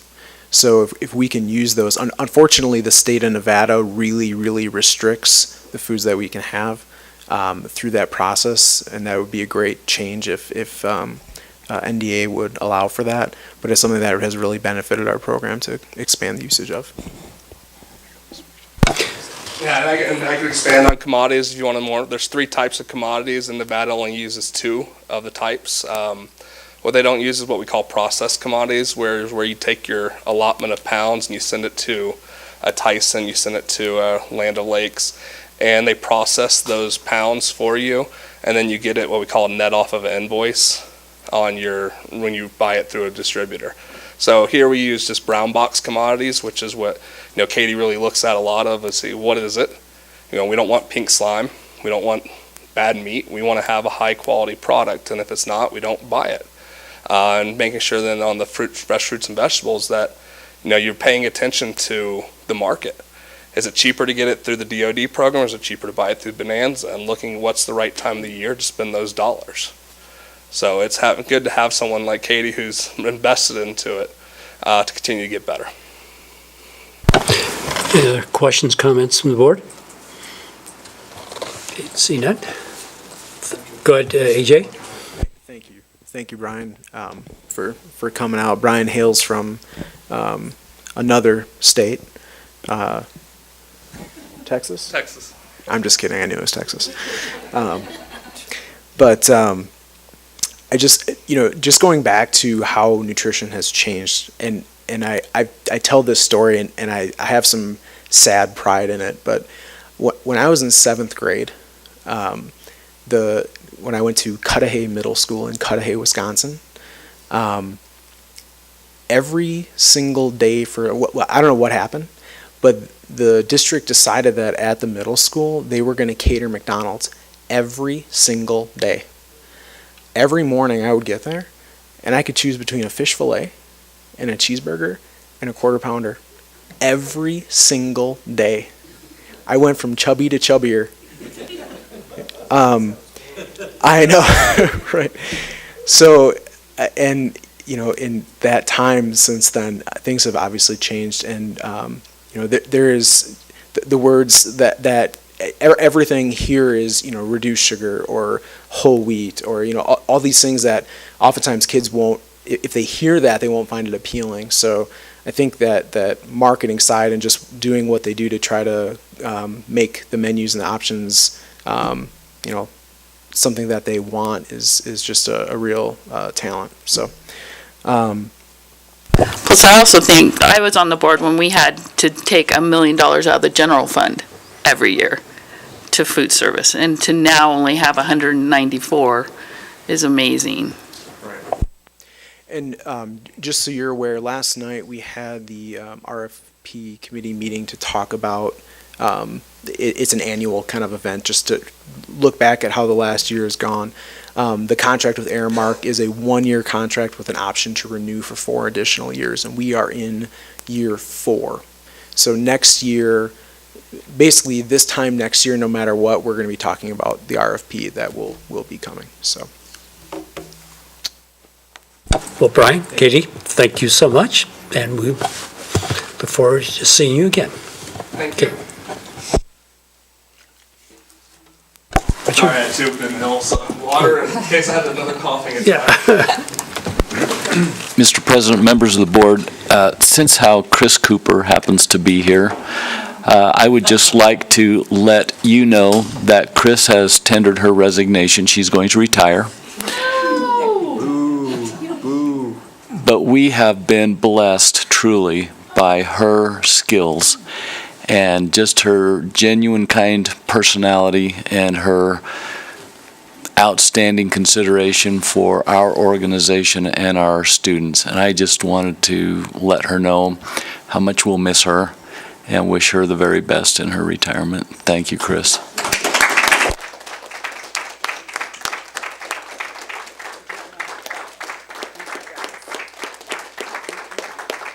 It's hard. Chris Cooper for the record. It's bittersweet. I've been here 20 years. I started as a sub-cook baker part-time at the high school, and back in 1998. And I'm tired. I'm ready. I grew my hair out gray. But it's been wonderful, and the support is just amazing. And you guys are so kind, and thank you so much for everybody that has to come up here and speak. Your kindness radiates through, and I appreciate that. Everybody, the support, the principals, staff, the cooks, Aramark partners, Mark, my boss, and AJ. Thank you guys so much for such a great career. It's been wonderful, and I'm not going anywhere. I'm retiring, but I'm still around, and I still like to participate, with a lot of the community things for the school district, because I love it so much. It's a great place to work. Well, Chris, I got to tell you, serving on the food service committee, that the professionalism that you bring, the way that you hunt down people to fill out those free and reduced meal things, and trying your hardest to make sure that every kid in this district got a meal, whether they had that or not. You and the staff have just always gone beyond, but your leadership has just been incredible, and your input and the things that you did on the side, going to these conventions and learning different things and bringing them back to the district, and a lot of those programs we still have, and I'm very thankful for that. And I can't believe you're leaving First Carol, now boy, Mark's in big trouble.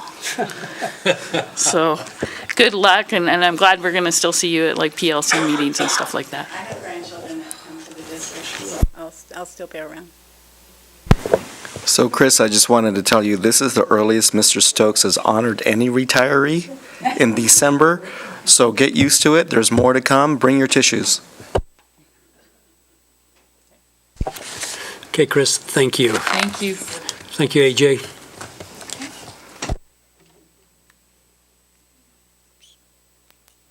Agenda item number 8, and that's the presentation and possible action on FY 2018 Annual Independent Audit and Report on Financial Statements as required per NRS 354-624. And this is for possible action. AJ and Dave Soa. Thank you, Mr. President. Andrew Feeling for the record. each year, the district is required by Nevada revised statutes to undergo an external financial audit of the district. Mr. Dave Silva and his partner in crime, Melinda Torvinen, are here from Rife Silva. They have completed the audit for the district for the last, I believe this is 5 years now. With that, I think I'll just turn it over to Mr. Silva. Thanks, AJ. Good evening, Dave Silva, partner at Rife Silva. It's nice to see you all again, and I promise this will be short. Just want to cover really just a few highlights of the audit this year. Once again, an unmodified report. The old language, what we used to call that, is a clean opinion, and that's the highest level of assurance a CPA firm can provide, and that's what you're looking for or hoping for, and we're glad that we were able to do that. For the last several years, you've in the audit report, you've had towards the beginning a section called MD&A, or Management Discussion and Analysis. You know, this came in a number of years ago when GASB 34 brought in all the new reporting standards. The MD&A, I think this is one of those years where it is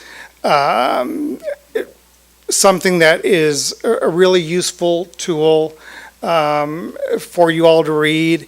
It kind of condenses what is in the 129 pages, condenses it down to maybe 7 or 8 pages, mostly in a narrative format, and explains some of the changes in terms of the financial highlights for fiscal year 18. So sometime when you have some extra time, you might want to take a look at that. And that might also help answer some questions that maybe I missed this evening. Couple of big things that I do want to highlight, because they are different and actually dramatically different than in prior years. This year we had to contend with 2 major accounting pronouncements that changed your numbers quite a bit.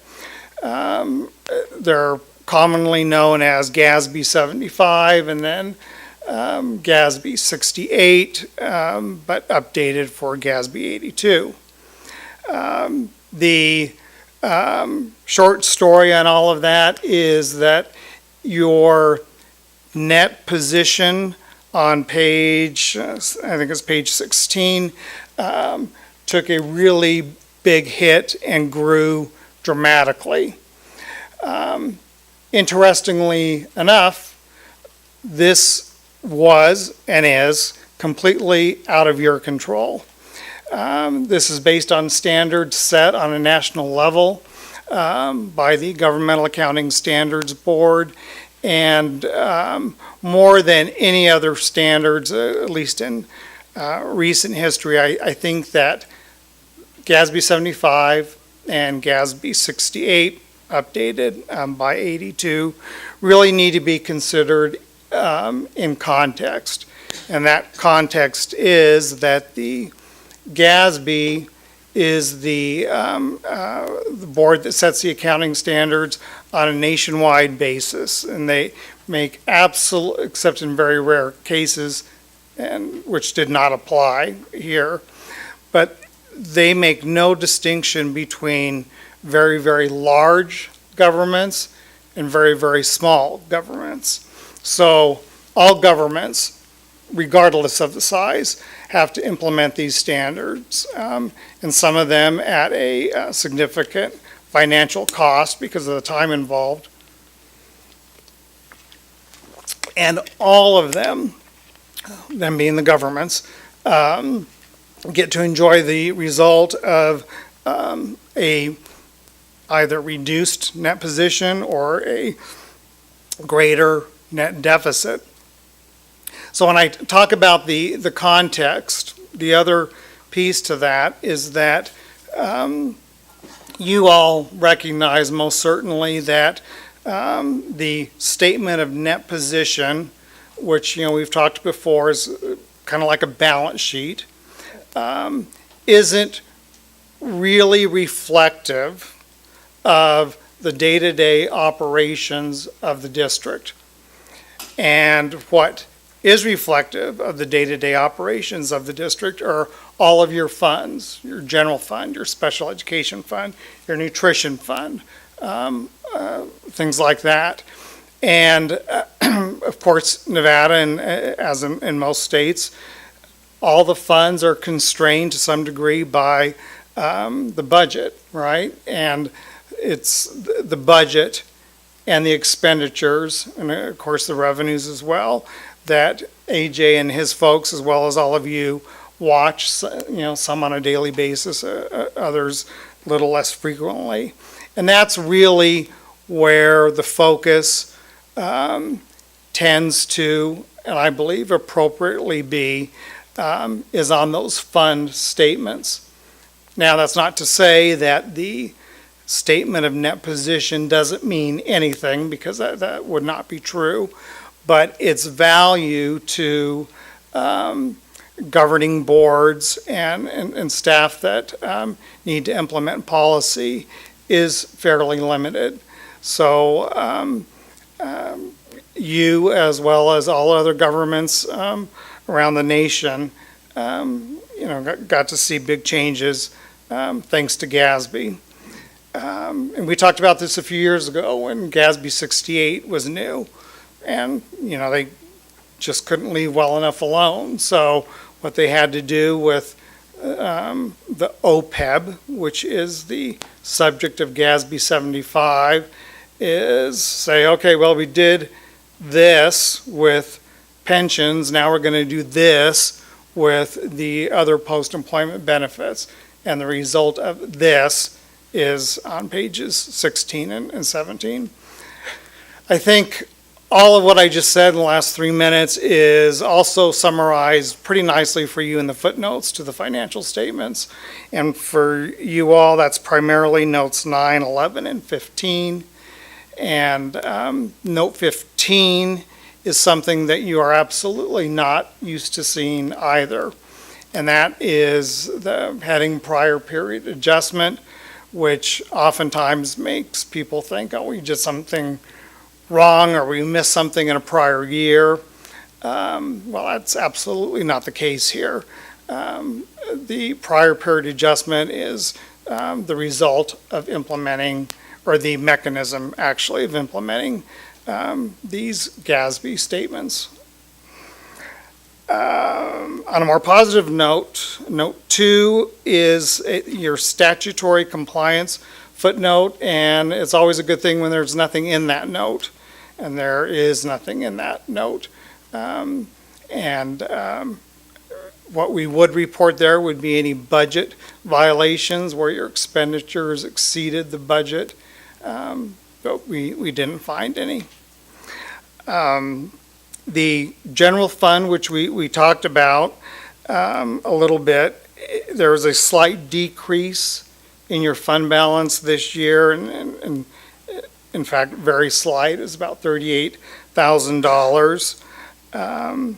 But you are in a very good position when you look at your ending fund balance as a percentage of your next year's budgeted expenditures. We've talked in years past how, depending on the authority or the professional association, there are different benchmarks related to this particular ratio, and you actually exceed all of those. So, that's a very positive thing, and it's a good position to be in. Single audit, that's the last section, pretty much the last section of the audit report, and that is related to the audit that we do of all of your federal funds, and it's called a single audit. This year you had about $7.8 million in federal funds compared to about 7.7 million last year, so virtually no difference. What's worthy of note certainly is that there were no findings related to the programs that we tested. Melinda looked awfully hard, but couldn't come up with any findings. So, like I've said before, that certainly is a testament to some really great work by your staff. And that is about all I have, except I kind of bashed GASB a little bit, and I'm not done.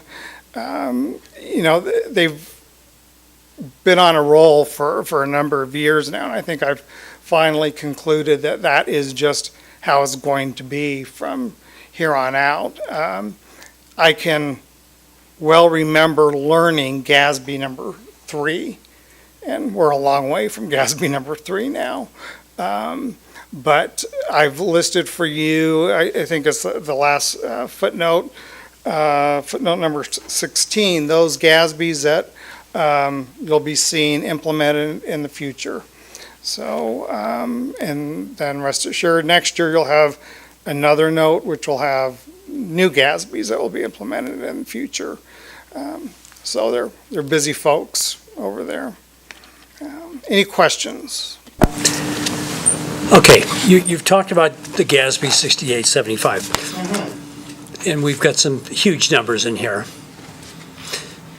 Practically, what does it mean? Does it, no, let me put it this way. If we're to go out of business, are we liable for this? Interestingly enough, the Nevada statutes do not provide for liability by any single government.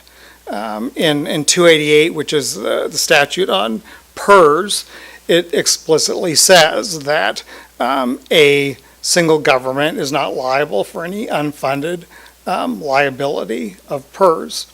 The real emphasis, if we step back from the numbers and from the effects, the visual effects, if you will, of the numbers, the real emphasis, I believe, is, there's always a movement towards more transparency. No matter how much transparency there is, there's going to be a movement towards more. But the other thing that you all are probably familiar with is, comparability. Just like with, much of the education statistics, they're more meaningful when you can say that they are arrived at on a comparable basis to a school district over on the East Coast. Same thing here. The idea is to get all governments to get, in this case, all liabilities onto a balance sheet. And what does it help? Well, I think that that certainly can be really quite objective, but it does, while throwing those liabilities on the balance sheet, what it doesn't do is make an overt acknowledgement that those PERS liabilities and OPEB liabilities are not liabilities that are going to be coming due, in year 2 or year 3 after you first see them on your financial statement. They are obviously very, very long-term and, have the same orientation pretty much as contributions to the PERS or to the OPEB plans. So I think it's very unlikely that we're going to see, governments across the nation or, any government that's going to have to cough up money to satisfy the liabilities that exist on their balance sheet. Because after all, who can do that? But the intent maybe is to provide the reader, provide the governing board with the knowledge that these liabilities actually do exist because promises and commitments have been made, in this case, to employees. So by putting it on your balance sheet, there's no way for you to not see it, which perhaps that in and of itself is an accomplishment that really wasn't available, 5-6 years ago. Okay, but let's go back. No single governmental entity is liable, or at least in statute designated. Is this the full faith and credit of the state then? Yes, sir. That's what it is. Okay. Questions, comments? I did have one more comment for you, Mr. Schwarzek. You don't remember, and there's no reason that you shouldn't. I'm not quite sure why I do, but I met you about 30 years ago. I was a beginning staff accountant at Kafori Armstrong. And I was with David Ebner and Felicia Carroll somewhere and was introduced to you with a description of you as being a big, important guy in Nevada government. And I think that's probably held true all these years. It's quite impressive. Thank you for everything that you've done, especially for the kids. Any other questions?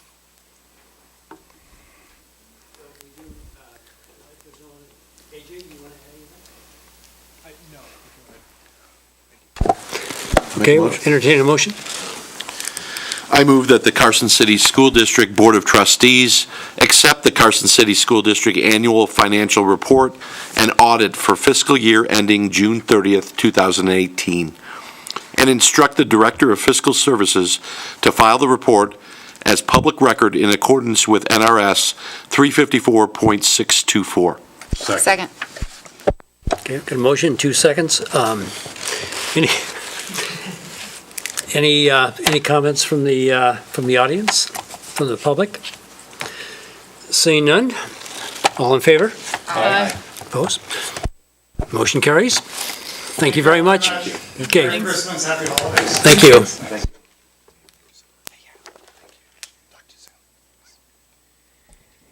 If I could, Mr. President, just quickly add, Dave is always incredibly complimentary of the staff in the Fiscal Services Department, in the Accounting Department. Bill Sandall, Kathy Smith, Judy Falkowski, Darian Tenorio. We have a new person, Stephanie John, that just came on. And they're just amazing. They take care of business each and every day. So I wanted to say thank you to them. And I'll have more information about the audit dinner to come.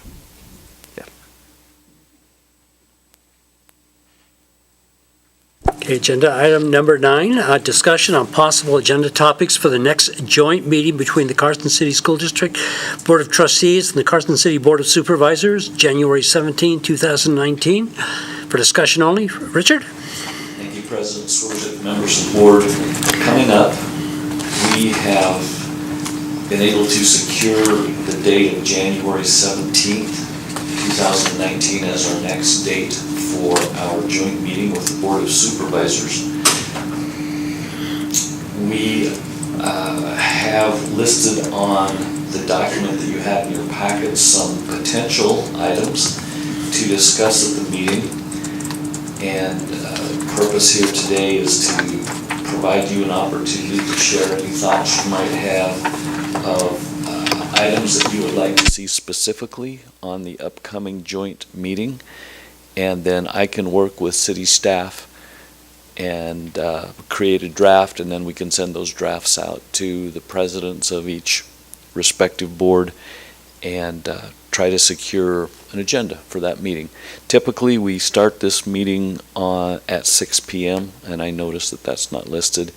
And so this is a date and time that you'll want to remember. But you can see here that I've tried to list some of the things that I know we have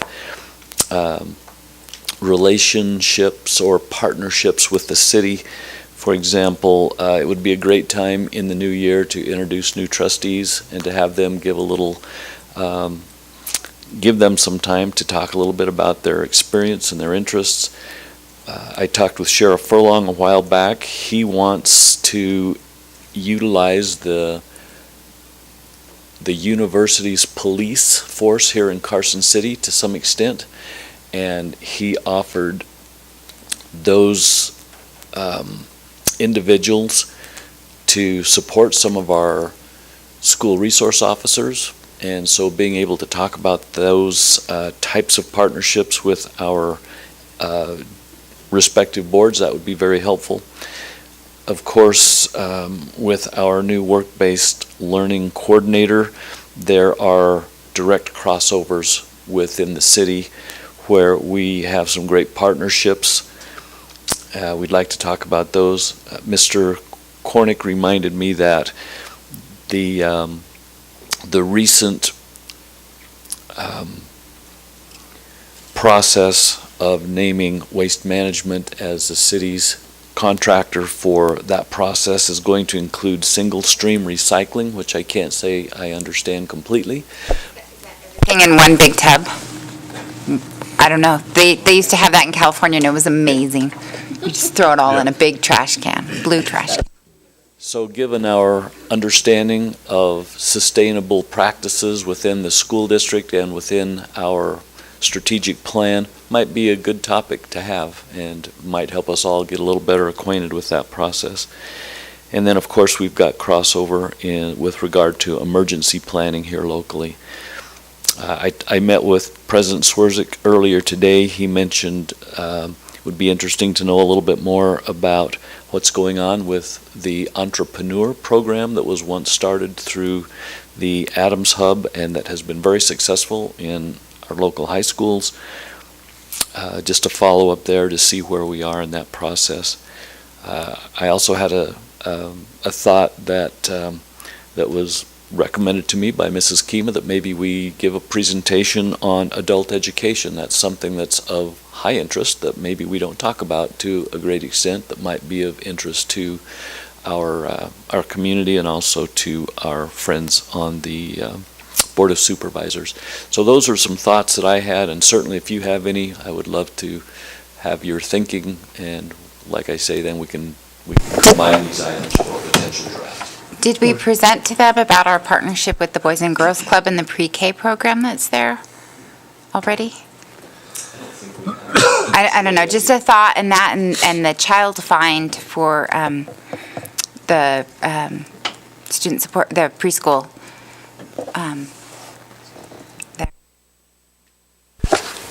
And Richard, what's going to be the deadline for you to get information about items for the agenda? The city needs to act a little quicker than we do, and usually there's a 10-day window that they like to have all their materials posted and disseminated.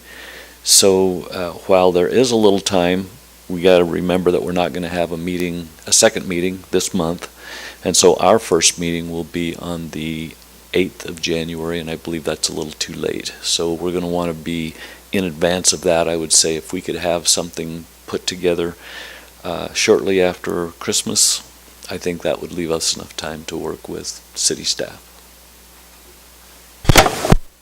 Everybody got the deadline, so you can get to Richard and get it on the agenda. You going to be there, Ron? No.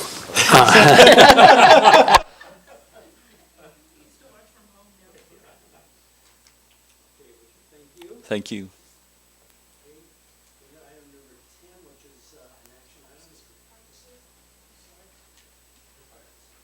My last Okay, chance to- discussion and possible action on a resolution to approve an augmented and amended budget for fiscal year 2018-19 to include revisions for certified enrollment, audited fund balance, carry forward amounts, and recommended augmentations to specific funds. For possible action, AJ?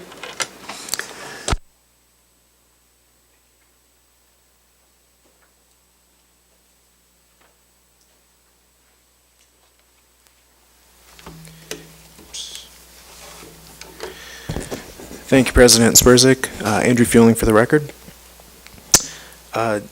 Today, I come to you with the amended budget for fiscal year 19, which is the current school year. Each year, by December 31st, districts are required to do an amendment of the budget to reflect any adjustments to pupil counts. As you know, we do the original budget in May, so at that point we don't really have, we do our best projections, but we don't know actual counts yet. And also with the audit complete, updating fund balance numbers within the budget itself and doing any adjustments to expenditures. So just I guess a couple notes. We'll talk a little bit about average daily enrollment. Again, your number of students is by far the biggest determinant of your revenues for the district. Some slightly modified revenues, and really some new costs, and the greatest of which, and we discussed this at the last meeting of the Board of Trustees, the dramatic increase in the cost of special education services for the current school year. So I tried to break this down, and actually I do apologize too. I realized that one of the numbers I had in the executive summary was not correct. The bottom line numbers were correct, but there was one number that was off. But I will be walking through kind of step by step the comparison of what was approved in the final budget or the original budget back in May, and this now amended budget here in December. One of the pieces of note, when the Department of Taxation did their revisions and updates of projected tax revenues, and they gave those to NDE, when NDE puts those back into their model, our per pupil amount actually did increase by $5. So the original budget we had was for $71.93 per pupil. It is now $71.98 per pupil. So when you throw that together with all of the other general fund revenues that are available, we have an increase of about $173,000 in general fund revenues for the current school year. Looking at expenditures, one of the things I noted at the last meeting, I had provided what we call a scattergram, looking at where specifically new hires fell within the salary schedule for the district of certified staff. And there was a notable shift to folks, new staff that had much more experience than we had previously seen. And so that was not something that I'd really planned for within budgeting, so had really offset a lot of the retirement savings that we just turnover savings we would normally expect to see. The other thing that I failed to mention is that we also had an unusually high number of staff that certified staff granted are earning column changes, and moving across the columns on the salary schedule is rather expensive. In a normal year, we have about 30, and that is budgeted for. And this last year, I think HR, not Dr. Dolphin, but one of his staff members said there was 78 total changes, so it's more than double what we normally expect. There were some other minor additions to staffing. We discussed custodial position and the partial payment of the work-based learning coordinator as well. The non-staffing expenditures are up slightly. That represents the increase in the pool-packed property liability insurance from what was budgeted, originally projected in May, to what actually came about in June. But the most notable and impactful piece of this is the transfers. So the transfers are up by almost $800,000, and that is entirely due to increased transfers to the special education fund. As was discussed at the last meeting, we have added 15 new positions since the beginning of the school year. And in meeting with Jan Albertson, I knew that we were expecting some increases in contract costs, but when she was tallying up final numbers and some of the additions for services they needed, it actually ended up coming in close to $400,000 in additional contractor costs. So just a really, really significant impact. Fortunately, within the special education fund, there is there actually is some fund balance within that fund that helps offset some of those costs, but not that much, not nearly that much. So it's definitely an ongoing concern going into next year's budget. So when you throw that all together, you have an increase of about $1 million in total expenditures, and again, that is almost entirely because of transfers going to special education.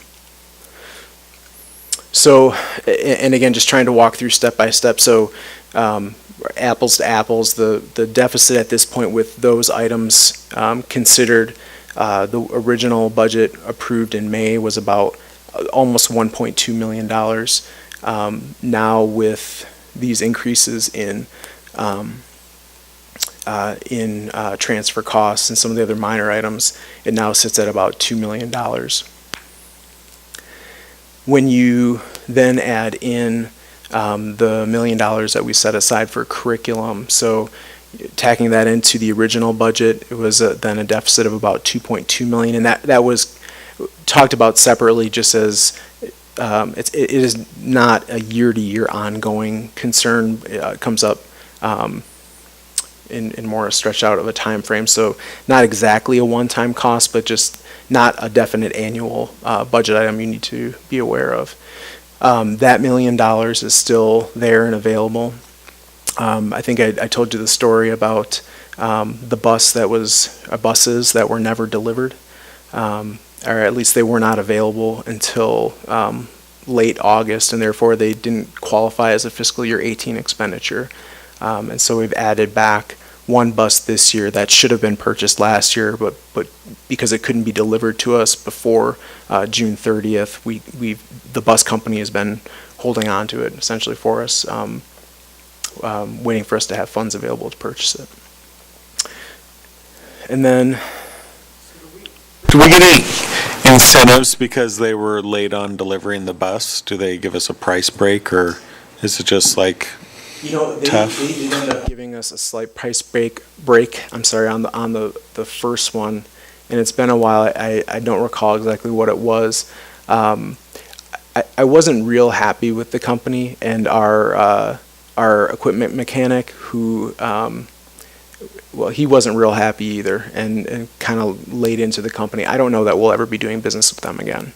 This was it was just a bad situation, really, the way in the communication, the way things happened. So I'll have to look into that again. I haven't looked at this in some time, what the final number was. I know we had budgeted the 135. I think that bus actually ended up coming in at I want to say it was 108. So I think there was some discount within that was given to us.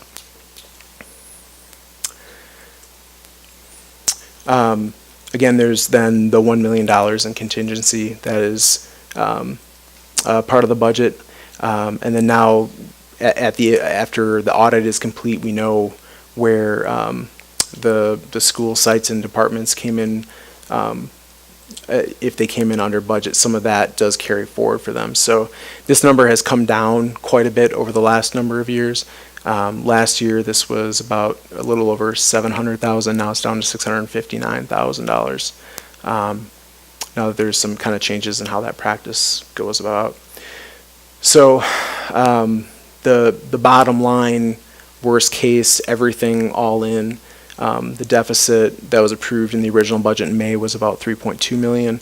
It is now about $4.8 million. And again, it's if you think in terms of the major things that are different, you have this additional $800 some odd thousand in costs attributed to special ed, and then now you're adding in this carry forward amount. And again, we in any year, we never expect all the carry forward to be expended. It's something that's saved up over time and has very specific purposes for the principals and department heads over time. So, but it is something that for it to be available, it has to be approved within a budget. And that, I believe, is, just other funds of note. So I already spoke to you about special education. Within the capital projects fund and bond funds, many projects are not, we do a lot of projects in the summer. They are not always completed before June 30th. So if they are completed after June 30th, there are some costs that need to be made available then in the new fiscal year. So within the capital improvement plan, you'll note some kind of very definite amounts and usually smaller amounts for certain items. And that's usually money that is needed just to cover, it wasn't all expended before June 30th. So now we just have to bring it over to finish paying, making it available in this current year. The cost escalations, I have that in the executive summary as well. We have seen specific, it's most notable on the larger projects, but Pioneer, Mark Twain, and Fremont are all coming in well above budget at this point from what initial projections were 2 years ago. The cost escalations have just been dramatic to deal with, and I know Mark Johnson and Mark Hornick have been fighting with many of the folks, not fighting, I should say, but just, constantly negotiating, trying to find ways to bring these costs down, working with the architects, working with the CMARs, trying to find ways to bring it down. But the reality is there's only so much. I think of the original drawings we had for Mark Twain and Fremont, and these beautiful connecting hallways, capping off these 3-wing buildings, and now it's just these little caps of classrooms on the end of each wing because you're trying to cut out every single extra you see. So that is unfortunate, but that definitely is the reality we're in. So with that, I'll take any questions you have. Questions, comments from the board?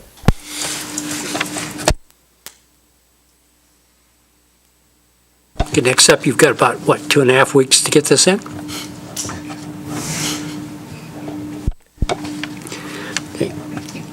So I move that the Carson City School District Board of Trustees adopt the augmented and amended budget for fiscal year 2018 and 19 by approving the resolution and instructing the Director of Fiscal Services to file the documents as necessary to comply with NRS Chapter 354. Second. Okay, we have a motion and a second. Any comments from the public? Seeing none, all in favor? Aye. Opposed? Motion carries. Thank you.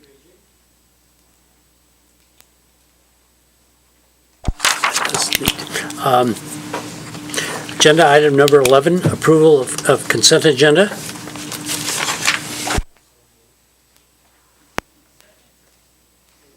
A motion and a second. Any comments from the public? Seeing none. All in favor? Aye. Opposed? Motion.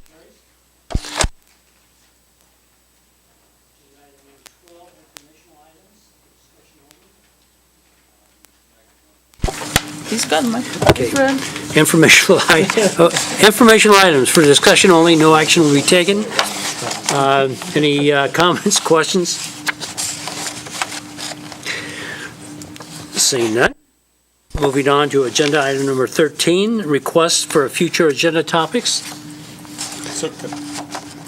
I would just, Mr. Stokes, I don't know, I would encourage you to talk to that mother that addressed us. I'm not entirely comfortable with airing that in a public meeting, as I said during public comment. So I'm not exactly sure what she's wanting to discuss, but I don't think it's prudent.